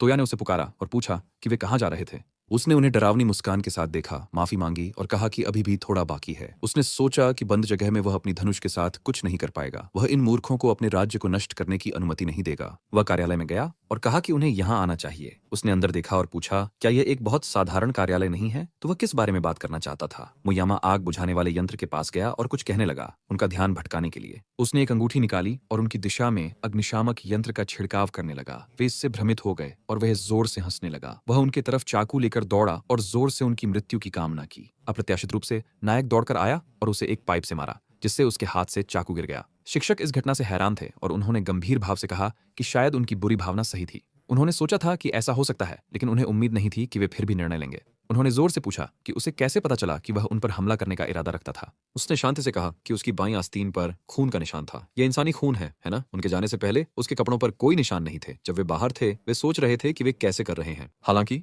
अब सब कुछ स्पष्ट है। उसने छात्र की हत्या की। उसे याद आया कि यह सब कैसे हुआ और वह इस पर बहुत गुस्सा हो गया। मुयामा ने शुरू किया। गुस्से से कांपते हुए उसने अपनी मुट्ठी घुमाई और जोर से कहा कि वे उसके लिए सिर्फ एक साधारण समस्या थे। उसके पास कुछ करने का समय नहीं था क्योंकि एमसी ने उसे पाइप से बहुत जोर से मारा और उसे एक तरफ फेंक दिया। उसी समय साइटो छत पर गया जहां हार्पीज मृत छात्रों के शरीर खा रही थीं। उसने पूछा कि वे उस पर क्यों हंस रहे थे। वह उनसे बातचीत करने आया था। वे भूखे थे, है ना। उसने उन्हें एक बड़ी मुस्कान के साथ देखा और बुरी तरह से हंसा। उसी समय तुता ने एक छात्र को खोला और कहा कि उसे थोड़ी देर और धैर्य रखना चाहिए। उसने कोटोने को बुलाया और कहा कि उसने सभी को आजाद कर दिया है। उसने भी छात्रों को खोला और पूछा कि यह सब क्यों हुआ। सकुरा ने बहुत उदास नजर के साथ एनोटो को अपनी जैकेट दी और पूछा कि उस अजीब व्यक्ति ने उसके साथ क्या किया। हयाशी ने चौंक कर अपने घुटनों को पकड़ा और कहा कि यह सिर्फ एक सपना था, एक बुरा सपना जो जल्द ही खत्म हो जाएगा। कोटोने रोने लगी क्योंकि जो हुआ उसके कारण और पूछा। उन्हें आखिरकार आशा की एक किरण दिखाई दी, लेकिन यह क्यों हुआ। उसी समय तोया ने बंधे हुए ओयामा को जोर से मारा और जोर से पूछा क्या उसे समझ में भी आता है कि उसने क्या किया। उसने उसे कॉलर से पकड़ा, अपनी ओर खींचा और जोर से पूछा क्या वह शिक्षक नहीं है। क्या उसने नहीं कहा कि छात्रों की देखभाल करना और उनकी रक्षा करना उसका कर्तव्य है। अगर ऐसा है तो वह इस स्तर तक क्यों गिर गया। वह जोर से हंसने लगा और उन बेवकूफ बच्चों से पूछा कि क्या वे अभी भी किसी तरह के उद्धार का सपना देख रहे हैं। उन्हें यह भी नहीं पता कि यह क्या है। उन्हें कम से कम अपने चारों ओर देखना चाहिए। दुनिया सच में खत्म हो चुकी है। हम किस तरह के उद्धार की बात कर रहे हैं यहाँ। वे वैसे भी जल्द या बाद में मरने वाले हैं और अंततः इन राक्षसों के लिए भोजन बन जाएंगे। अगर वह वैसे भी मरने वाला है तो फिर उसे इस वजह से क्यों रुकना चाहिए। वह आखिरी बार खूबसूरत लड़कियों के साथ कुछ मजा क्यों नहीं कर सकता। उन्हें उसे समझना चाहिए, है ना। उसके पास भी एक विचार था, क्यों ना वे साथ में मजे करें। टोया ने अपनी मुट्ठी घुमाई और जोर से उस अजीब व्यक्ति से कहा कि उसे अपना गंदा मुंह बंद रखना चाहिए। हालांकि आखिरी पल में रिकुटो ने उसे रोक दिया और कहा कि यह इसके लायक नहीं है। उसने गंभीर भाव से कहा कि यह समय और प्रयास की बर्बादी है। उसके बारे में पूरी सच्चाई जानने के बाद वे उसे अपने साथ नहीं ले जा सकते। छात्रों का ध्यान उसकी बातों की ओर गया और वह कुछ पूछने ही वाली थी और उसने कहा कि उसने सब कुछ सही सुना। सभी घटनाओं के कारण वे उन्हें सबसे महत्वपूर्ण बात बताना पूरी तरह से भूल गए कि उन्होंने एक सुरक्षित जगह ढूंढ ली है। वे सभी इससे बहुत हैरान थे और पूछा कि उसने क्या कहा। उसने कहा कि उन्होंने फोन ठीक कर लिया, ऑनलाइन गए और बचे हुए लोगों का स्थान पता कर लिया। छात्र ये सुनकर खुश थे और कहा कि इसका मतलब है कि अभी भी उम्मीद है। इसका मतलब है कि वे बच गए। अयामा ने अपने चेहरे पर हैरान अभिव्यक्ति के साथ कहा कि यह बिल्कुल असंभव था। उसने जोर से उनसे रुकने के लिए कहा और कहा कि वे उसे निश्चित मृत्यु के लिए अब नहीं छोड़ सकते। वह गलत था। हर कोई गलतियां करता है। वह अपने की पर पछताता है और उनसे उसे अपने साथ ले जाने की विनती करता है। लड़कियों ने उसे घृणा से देखा और उस पर विश्वास करने से इनकार कर दिया। टोया ने नाखुशी से कहा कि वह बहुत परेशानी पैदा कर रहा था। नायक ने शांत भाव से कहा कि अभी उसका भाग्य तय करना प्राथमिकता नहीं है, उन्हें अपने अगले कदमों के बारे में सोचना था। उसने सहमति जताई और कुछ और कहने ही वाला था कि तभी आकाश में एक अजीब चीज तेज आवाज के साथ दिखाई दी। वहां से एक ऊर्जा की किरण फर्श पर गिरी, जिसने उनका ध्यान आकर्षित किया। वह जो देख रहा था उससे हैरान था और जोर से पूछा, अभी वह क्या था? वे खिड़की की ओर दौड़े और देखा कि स्कूल के आंगन में कितने राक्षस प्रकट होने लगे। वे सभी स्कूल की ओर देख रहे थे और वहां की ओर बढ़ रहे थे। टोया ने आश्चर्यचकित होकर देखा और पूछा, क्या राक्षस आसमान से बाहर निकले? एमसी ने इसे देखा और कहा कि यह बिल्कुल वैसा ही था। सकुरा ने चिंतित होकर जोर से पूछा, लेकिन ये क्यों हुआ? उनके पास अब फोन नहीं है। उसने जोर से कहा कि उसे नहीं पता कैसे, लेकिन वे निश्चित रूप से उन्हें खाने के लिए दृढ़ थे। टॉय ने कहा कि यह बहुत बुरा था, वे बहुत अधिक थे। कोटॉन ने चिंतित होकर जोर से पूछा, उन्हें क्या करना चाहिए? अचानक दो हार्पी कक्षा में उड़कर आईं और अन्य छात्रों से अलग बैठे एक छात्र पर हमला कर दिया। वह जो हुआ उससे हैरान हो गई और दर्द में जोर से चिल्लाने लगी। वह बहुत चिंतित हो गया और जोर से कहा कि समस्याओं का कोई अंत नहीं था। छात्र डर के मारे भागने लगे। ताकाशी राक्षसों की ओर दौड़ा, जोर से तुता को पुकारा और कहा कि उसे दूसरों को सुरक्षित स्थान पर भागने में मदद करनी चाहिए। वो सहमत हो गया और रिकुटो भी हर्पीज की ओर दौड़ा और कहा कि वह यहाँ मरने वाला नहीं है। राक्षसों की बड़ी भीड़ स्कूल की ओर दौड़ी और अंदर घुस गई। वे अंदर आए गॉब्लिन्स के खिलाफ लड़ते रहे। वे सभी रसोई में मिले और तुता ने उन्हें जोर से पुकारा। ताकाशी ने उनकी ओर देखा और पूछा, क्या वे सब सुरक्षित है? रुको, यहाँ केवल तीन ही क्यों हैं? बाकी लोग कहाँ हैं? उसने जोर से माफी मांगी और कहा कि हालांकि वे सब अलग अलग दिशाओं में भाग गए। उन्होंने सभी को सुरक्षित स्थान पर ले जाने के लिए कहा, लेकिन वह उसी समय एक गोब्लिन उसके पीछे की खिड़की से चढ़ने लगा। लेकिन टोया ने उस राक्षस पर गोली चलाई और जोर से कहा कि वह बाद में ही परेशान होगा। अभी मुख्य बात यह है कि हमें खुद को बचाना है। क्या वह समझता है? वो सहमत हो गया, लेकिन उसी क्षण एक हार्पी ऊपर की मंजिल से उनके पास उड़कर आई और जोर से चिल्लाई। राक्षस कोटोन के पास से उड़ गया और उद्देश्यपूर्ण तरीके से सकुरा की ओर उड़ रहा था। वह इस बारे में बहुत चिंतित थी और इसके बारे में कुछ जोर से पूछने वाली थी। नायक जल्दी से उनके बीच खड़ा हो गया और राक्षस के सिर पर बहुत जोरदार प्रहार किया। उसने मुड़कर पूछा कि क्या वह ठीक है। वह शर्मिंदा अभिव्यक्ति के साथ सहमत हुई। कोटोने ने मरे हुए राक्षस को देखा और सोचा कि क्या यह उसके पास से ही उड़ गया था। टोया ने जोर से उसे पुकारा और पूछा कि वे क्या करेंगे। नीचे इन राक्षसों की संख्या बहुत अधिक थी। वे निश्चित रूप से उन सभी को नहीं संभाल सकते थे। उसने उनकी ओर देखा और कहा कि अगर वे नीचे नहीं गए तो केवल एक ही विकल्प बचा है। एमसी ने कहा कि वे सब छत पर जा रहे हैं। इस निर्णय ने उन्हें चौंका दिया और उसने जोर से कहा कि उन्हें एक दूसरे के साथ बने रहना चाहिए। उन्हें एक साथ छत पर पहुंचना होगा। क्या सभी समझ गए? उसी समय हयाशी गलियारे में एक विशाल मकड़ी से भाग रहा था और सोच रहा था कि वह यहाँ मरना नहीं चाहता। वह मुड़ा और सोचा कि वह किसी भी कीमत पर जीवित रहना चाहता है। अचानक उसने एक सिस्टम विंडो देखी जिसमें लिखा था कि उसकी कक्षा एक हीरो थी। क्या वह अपनी साहसिक यात्रा शुरू करना चाहता था? वह इससे हैरान था और सोचने लगा, ये क्या बला है? ये आवाज कहाँ से आ रही है? उसने सिस्टम के प्रस्ताव से सहमति जताई और उसे शुद्धिकरण की तलवार मिलने की सूचना मिली। उसे लगा कि किसी कारणवश उसका शरीर अज्ञात शक्ति से भर गया है। उसने बहुत तेजी से कई त्वरित प्रहार किए और उस मकड़ी को मार डाला जो उस पर कूदी थी। वह जो हुआ उससे हैरान था